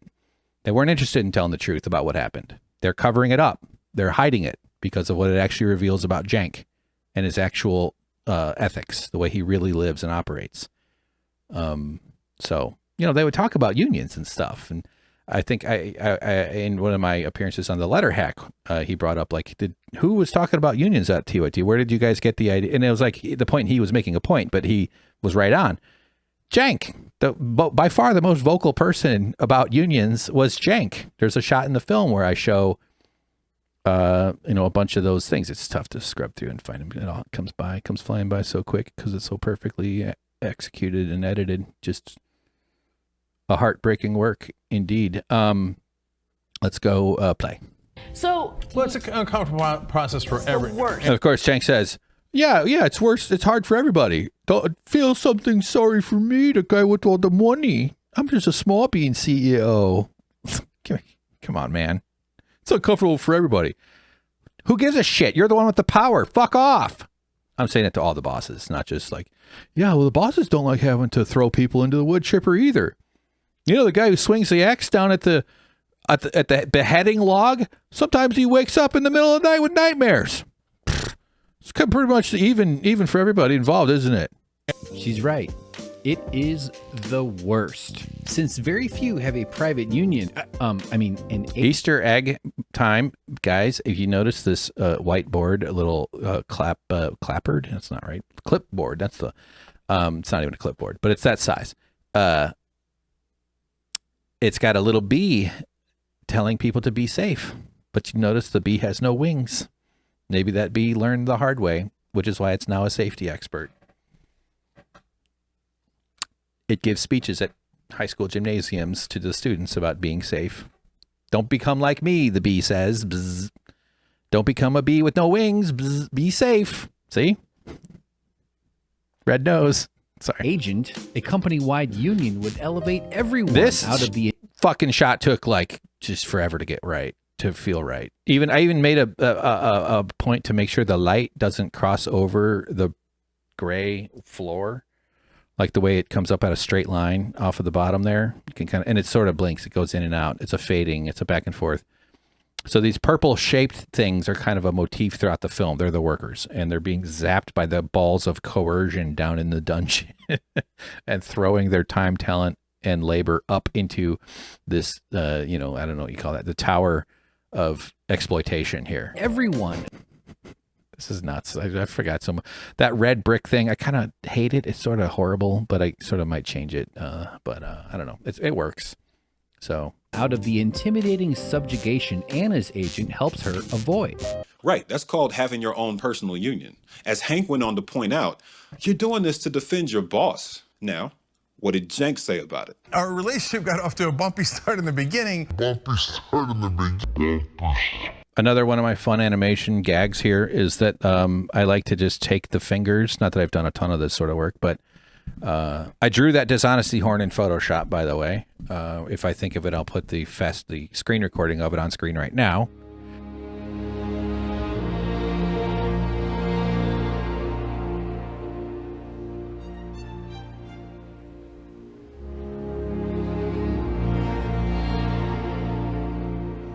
Maybe not. But the figure is, what a freakish hand. Think about the physics of that. Think about, so he's holding the can, and then the finger goes straight up at a 90-degree angle, and it's about 4 times longer than the other fingers. I feel like, why constrain yourself? It's Photoshop, baby. You can do whatever you want.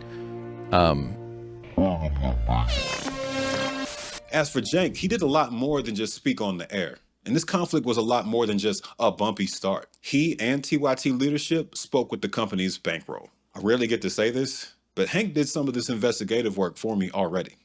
The other tactics, all documented in these 4 articles, none of which the company has refuted, might seem so familiar because, as NLRB filings would later reveal, the Young Turks hired 2 anti-worker management-side law and consultancy firms. Since the home of progressives is largely member-funded, it stands to reason that the audience deserves to know how much they spent on union busting, if any. How much member money did TYT send to these anti-worker law firms? For those listening in the car or while doing dishes, he just pulled up the receipts showing that TYT's 2 hired firms specialize in union busting. Here's a notice TYT had to post in their office for 60 days after violating Section 7 of the agreement with the National Labor Relations Board. Remember how TYT leadership said they voluntarily agreed with the agreement and were prepared to accept unionization? All that language is a front. If they wanted to agree to that first majority vote, also referred to as card check, they could have. It was a lie.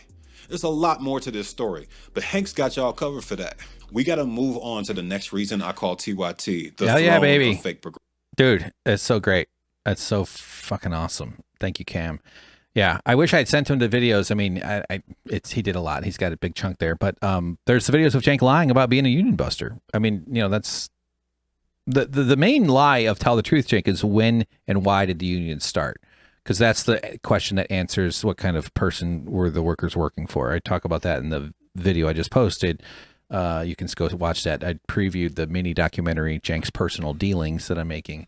But you know, the point, the truth that I'm asking for Cenk and Anna to tell is, first, do journalism. Don't just trust me. Look at the facts. Look at the evidence. You don't need to disbelieve the guy you hate. There's plenty of evidence to show you that I'm right. And not, other corroborating testimonies to look into as well. But the truth of it isn't just like, okay, we were a little off. This is actually what happened. Are you happy now? The truth is actually going to show that Cenk doesn't live his principles. That's the truth. That's the truth that we're talking about. The truth is that Cenk actually doesn't believe that people should have health insurance. If he did believe that, when someone at his company working full-time said, can I have health insurance? His answer would have been yes. Cenk doesn't believe people should have paid days off. If he did believe that, when someone who was working full-time for him doing video editing at his video production company asked him for paid days off, his answer would have been yes. I just wanted my $173.04 for my fucking measly wage and not have my vacation home to go fishing with my dad ruined because I'm thinking about how it feels like I'm being robbed even while I'm on vacation. It's time we fucking stand up to these people. This is bullshit. And this is so common, this type of behavior. This is so fucking common all over the world, all over the society. This is the society the boss class engineered. The CEOs of the world built this world so that they could get away with stuff like this. Ruling class impunity is what it's all about. Cenk would probably argue this is small bore stuff. On the single data point, yes. But on the grander data point, it's not even close. Especially in contrast to the sorts of corruption and terrible things coming out of the Trump administration. And I would say even the Bidens, in terms of war, violence, oppression, and all the other shit. The system itself is what's broken. And Cenk is still a defender of the system. Wake up. We're making a show, shrimp. It's oh fuck, my keyboard tray fell out. Oh, god damn it. Sorry everybody. I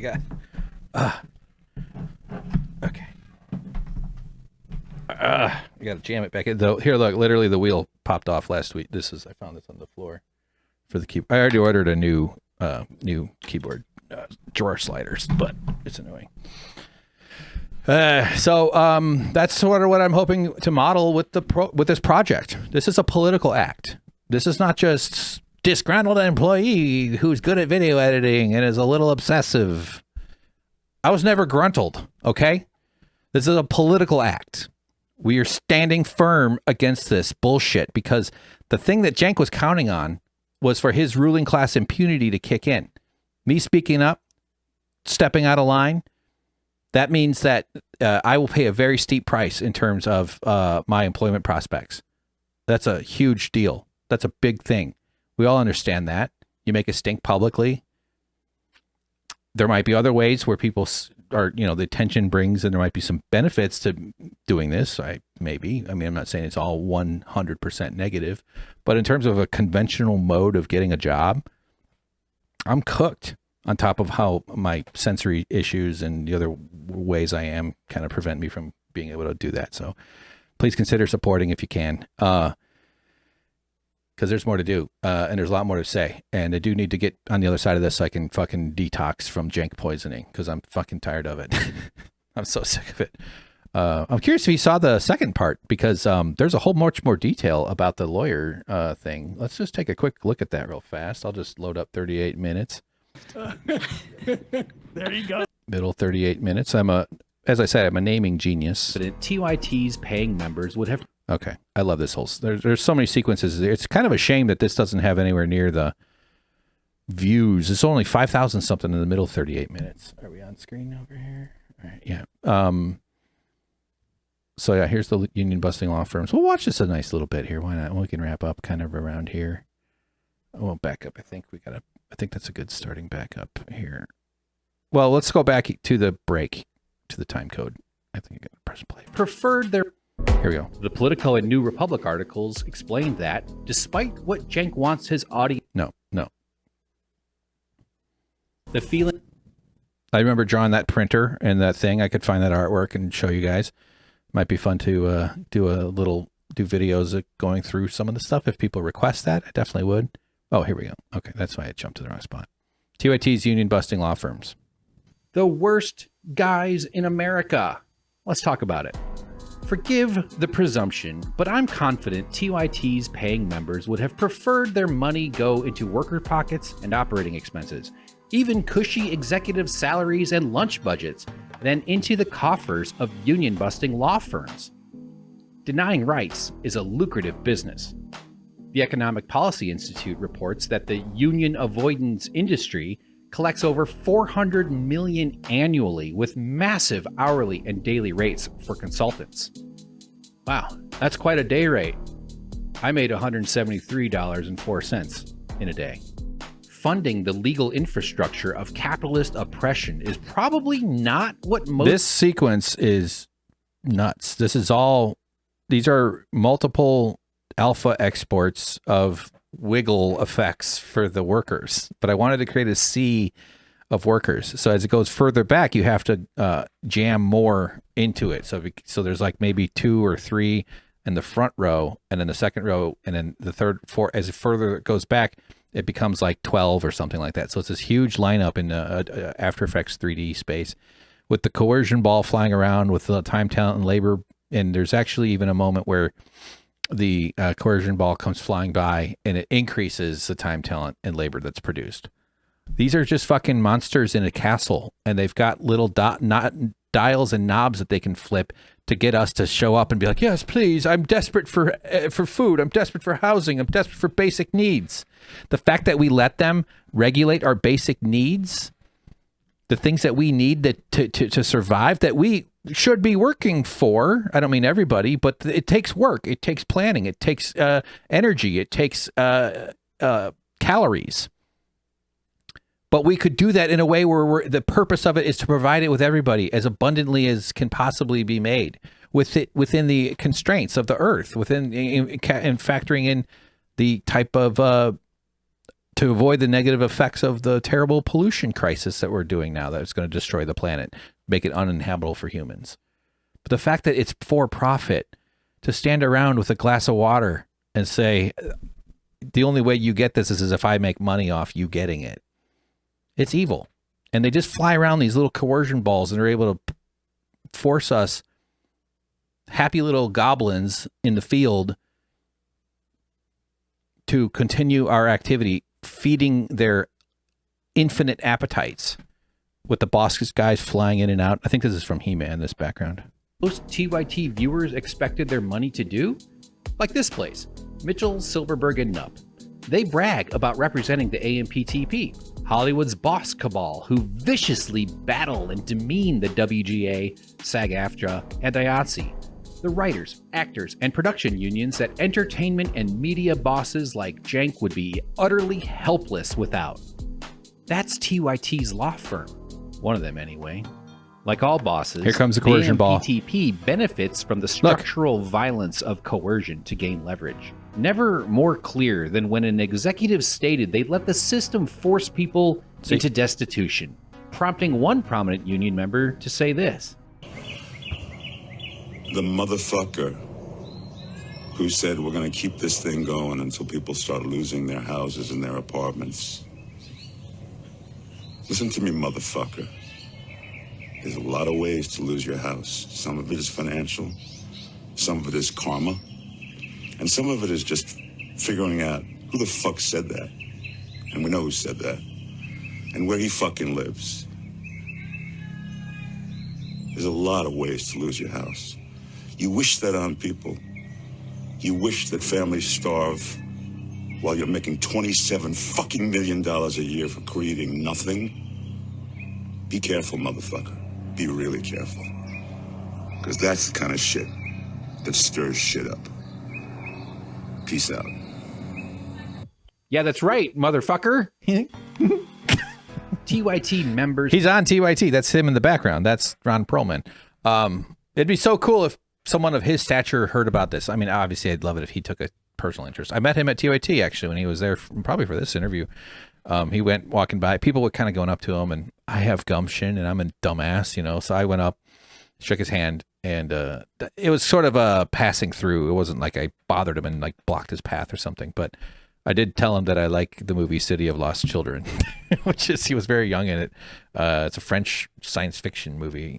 You should look it up. Don't even read about it. Just start watching it. Fascinating, weird, crazy movie. Anyway, he didn't. I doubt he remembers me. But man, I'd be so thrilled if somebody, Hollywood I would love it if the unions themselves said, hey, one of our people, even though I'm not in a union, I had to start one, but I'm not in one, said, this is a project we're going to support. This is a project that we want to get more attention on because this is going to be useful for us and this guy deserves our support. It'd be so wonderful if a champion, someone of a bigger, the people with more fame, more money, obviously they have more pull. Someone like Ron Perlman would be so cool if he said, yeah, wow, this is crazy. This company really doesn't live their principles, and I'm embarrassed that I ever shared a room with this guy who does union busting, because he clearly meant what he was saying. I think he had to take that down too. Deserve to know how much they've contributed to this anti-worker industry. Or maybe it's totally fine that the home of progressives helps fund the worst guys in America. And anyway, syncing on the lips were way off on that one. I'll fix that. I did this Yelp joke here, kind of bullying, didn't work. I, recreated the graphics with some website screen grabs, but you have to like modify in Photoshop then. So yeah, let's finish it. They lost. It was all a waste. Worse than a waste. Disaster. Eesh. Get that 1 star on Yelp there, buddy. You got hosed. A different decision would have saved Cenk so much trouble. Me too, by the way. Honestly, it would have spared me from having to make this goddamn awesome documentary. It's a very awesome documentary. We'll finish this and then I'll jump back to that Haas thing. I want to share something. This lesson wasn't known before Cenk pulled the lever is a complete mystery. Apparently they don't teach these kinds of things at the Fancy Lad finishing school he is so proud to have attended. Look, I went to the top business school in the world, so they're not going to get anything past me. Hey, Genius Factory. Here's a headline for you. Just a terrible decision. Just one of the all-time worst business decisions in history. Setting aside all the personal feelings and the ego and the other stuff. Why, if you're this fucking clown, and by the way, Dave Kohler, you got a tennis ball nose. Easter egg for you there, buddy. Hope you enjoy. It took me a while to make it even look remotely like a tennis ball. It looks like a desaturated lime. I couldn't. I did multiple attempts to make it work. But this clown in his clown nose, who's so proud and so impressive that he went to Wharton, the same school Donald Trump went to, the same school Elon Musk went to for business, that's a sign. That's a red flag. Gee, maybe there's something in the water there at the Vampire Training Academy that he thought that he didn't see the downsides to being a union buster, even if he hated the union and hated the idea and was upset about having to lose a little power to his workers. Even if all that was the case, any businessman with 4 brain cells to rub together would see that it would be bad for their brand. It would be devastating to their political future anyway, if he was considered other political opportunities. That maybe there would be an upside even. Okay, hey, listen, audience, we were surprised by this. We didn't actually want this at first, but I'm a man of my words. I've learned, I've taken in some information. I've said some things in the past that support unions. He's also made comments kind of, but he kind of comes from like big companies should have unions, but the small companies doesn't make any sense.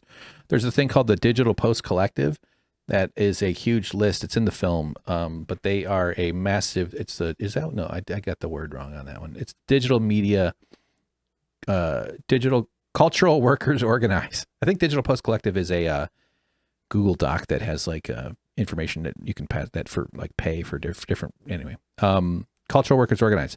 These are all small media orgs. Let me change the way it scrolls. These are all small media orgs.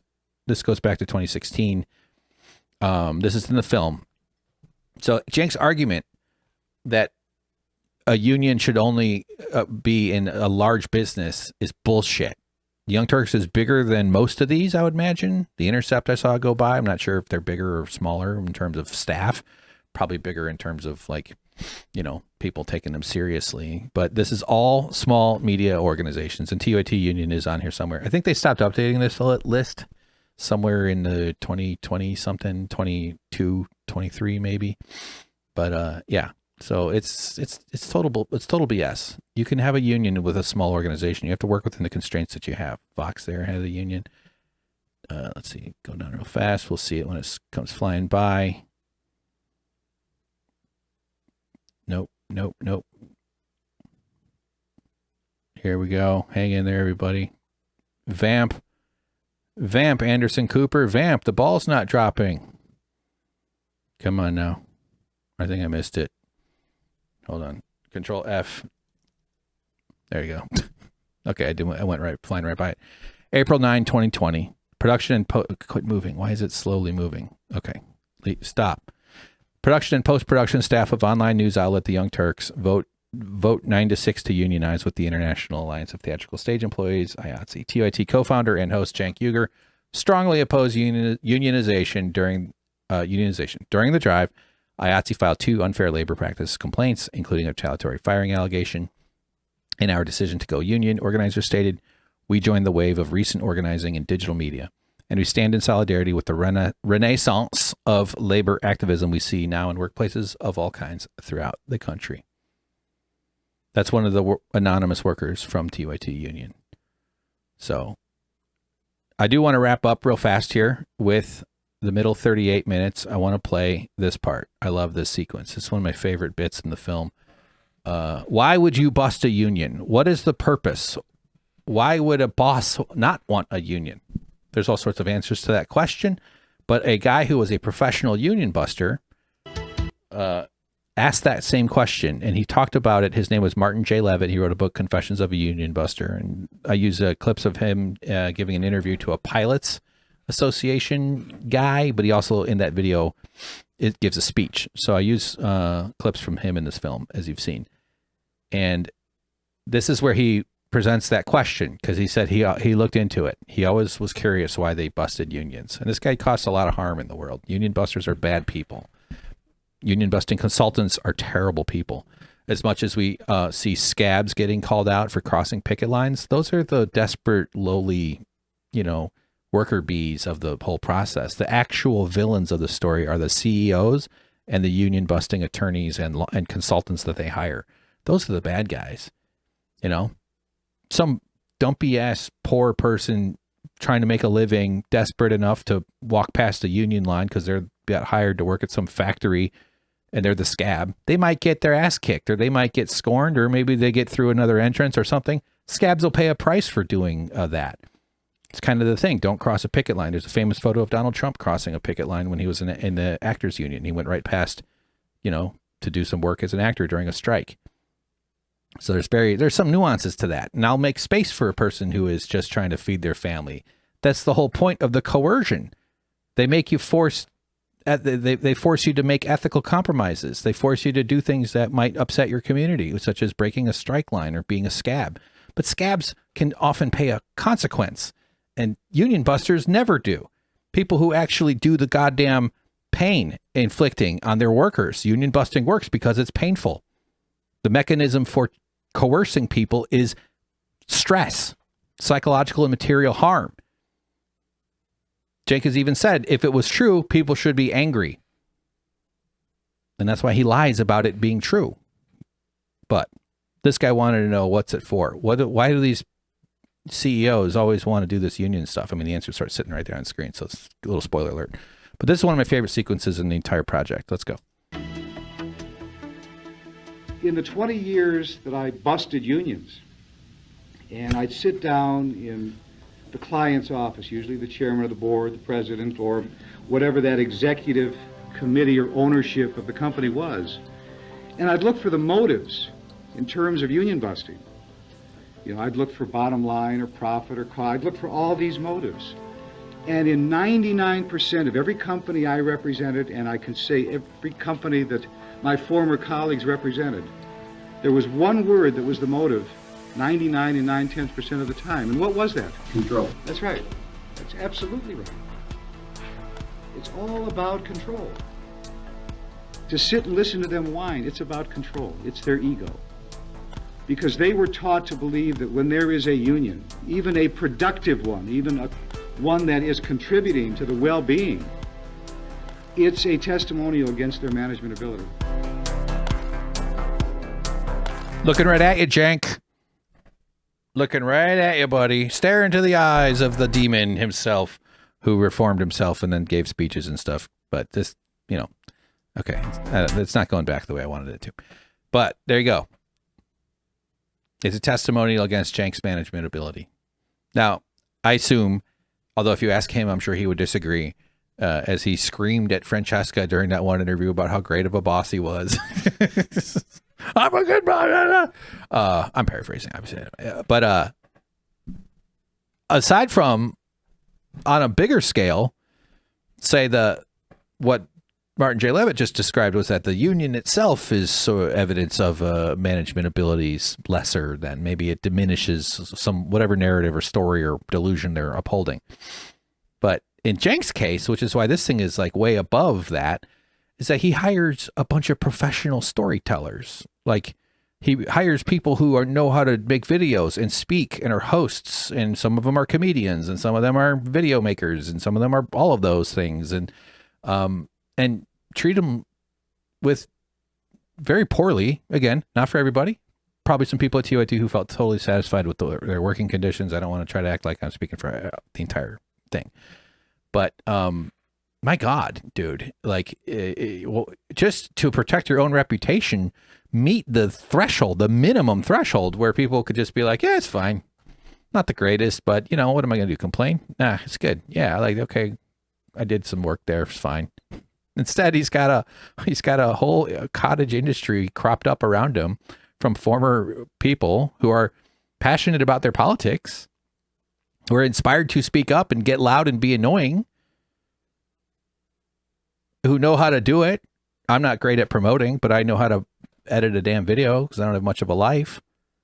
So it goes way beyond just the union is the testimony against the management ability. It's that there's lots of other people out there. And I'm so grateful that Francesca is doing what she does. And Ben Dixon has spoken about it. Dan Evans has come forward. Benny Carollo, Jeff Wiggins, other people. I'm sure I'm trying not to leave anyone out, but also, it's a big mess in my brain here. It would have been pretty lonely if I did this and there was no one else doing it. If I was just this one kind of thing. I feel like, in like cartoons where like a island rises up out of the ocean, or a video game, or perhaps reality. And it's like an archipelago of islands of sort of rumble, waves, upset fish, or orcas running, swimming away. And, because there's an island appearing.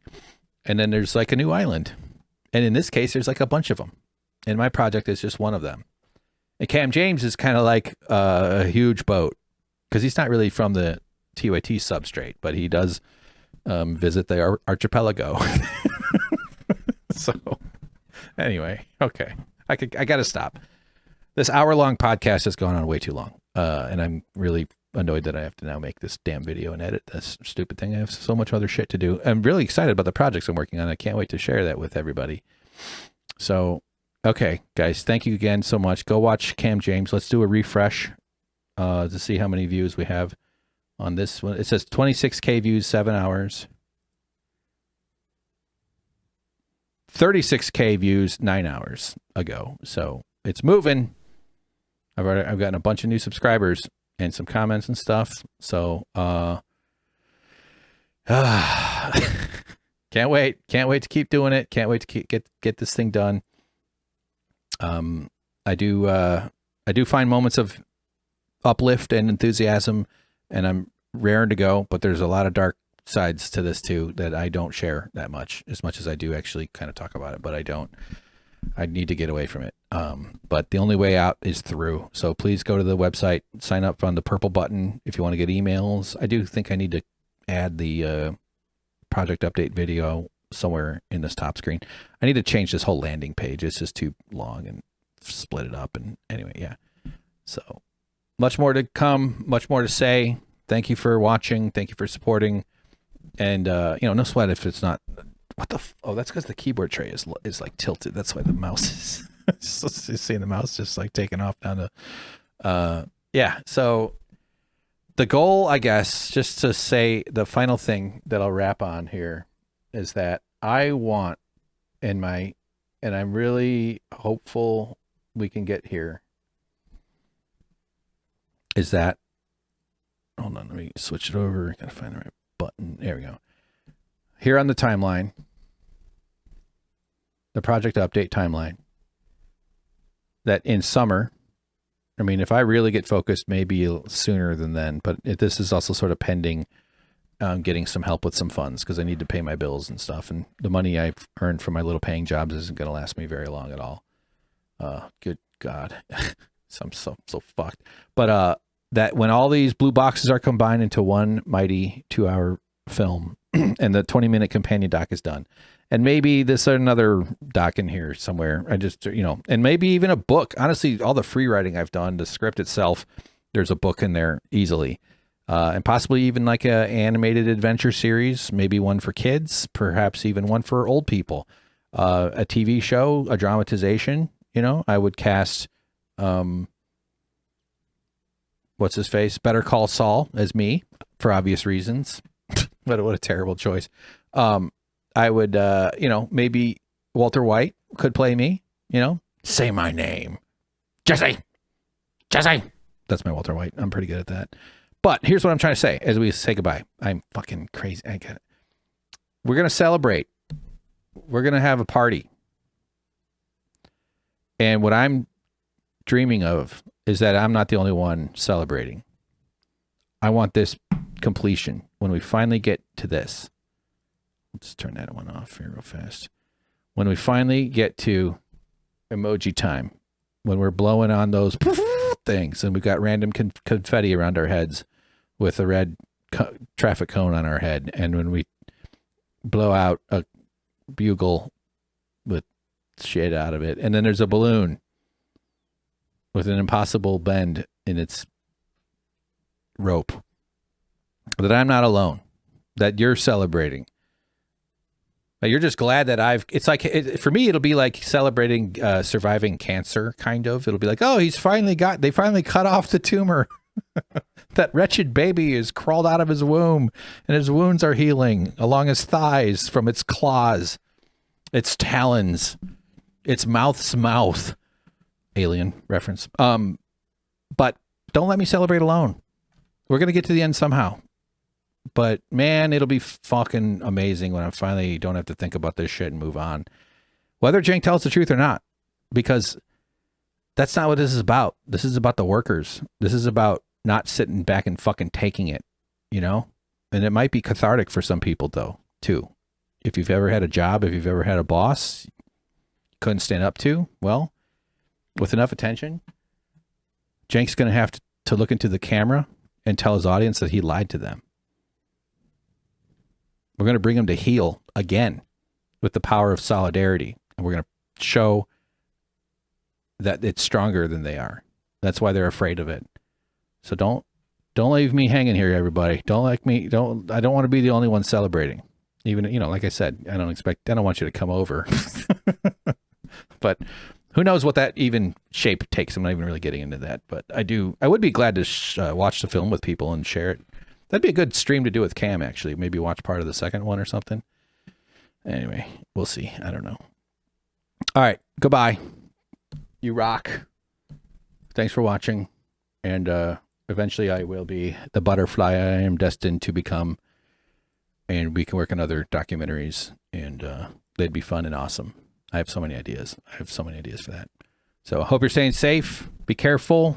Scary times. It's okay for you to turn off the news and turn off your phone a little bit too. Try to pull back on that shit. Open a book. Read books. I'm trying to talk myself into reading too. It's not just you. Goodbye, everybody. Love you all. Bye-bye. See ya.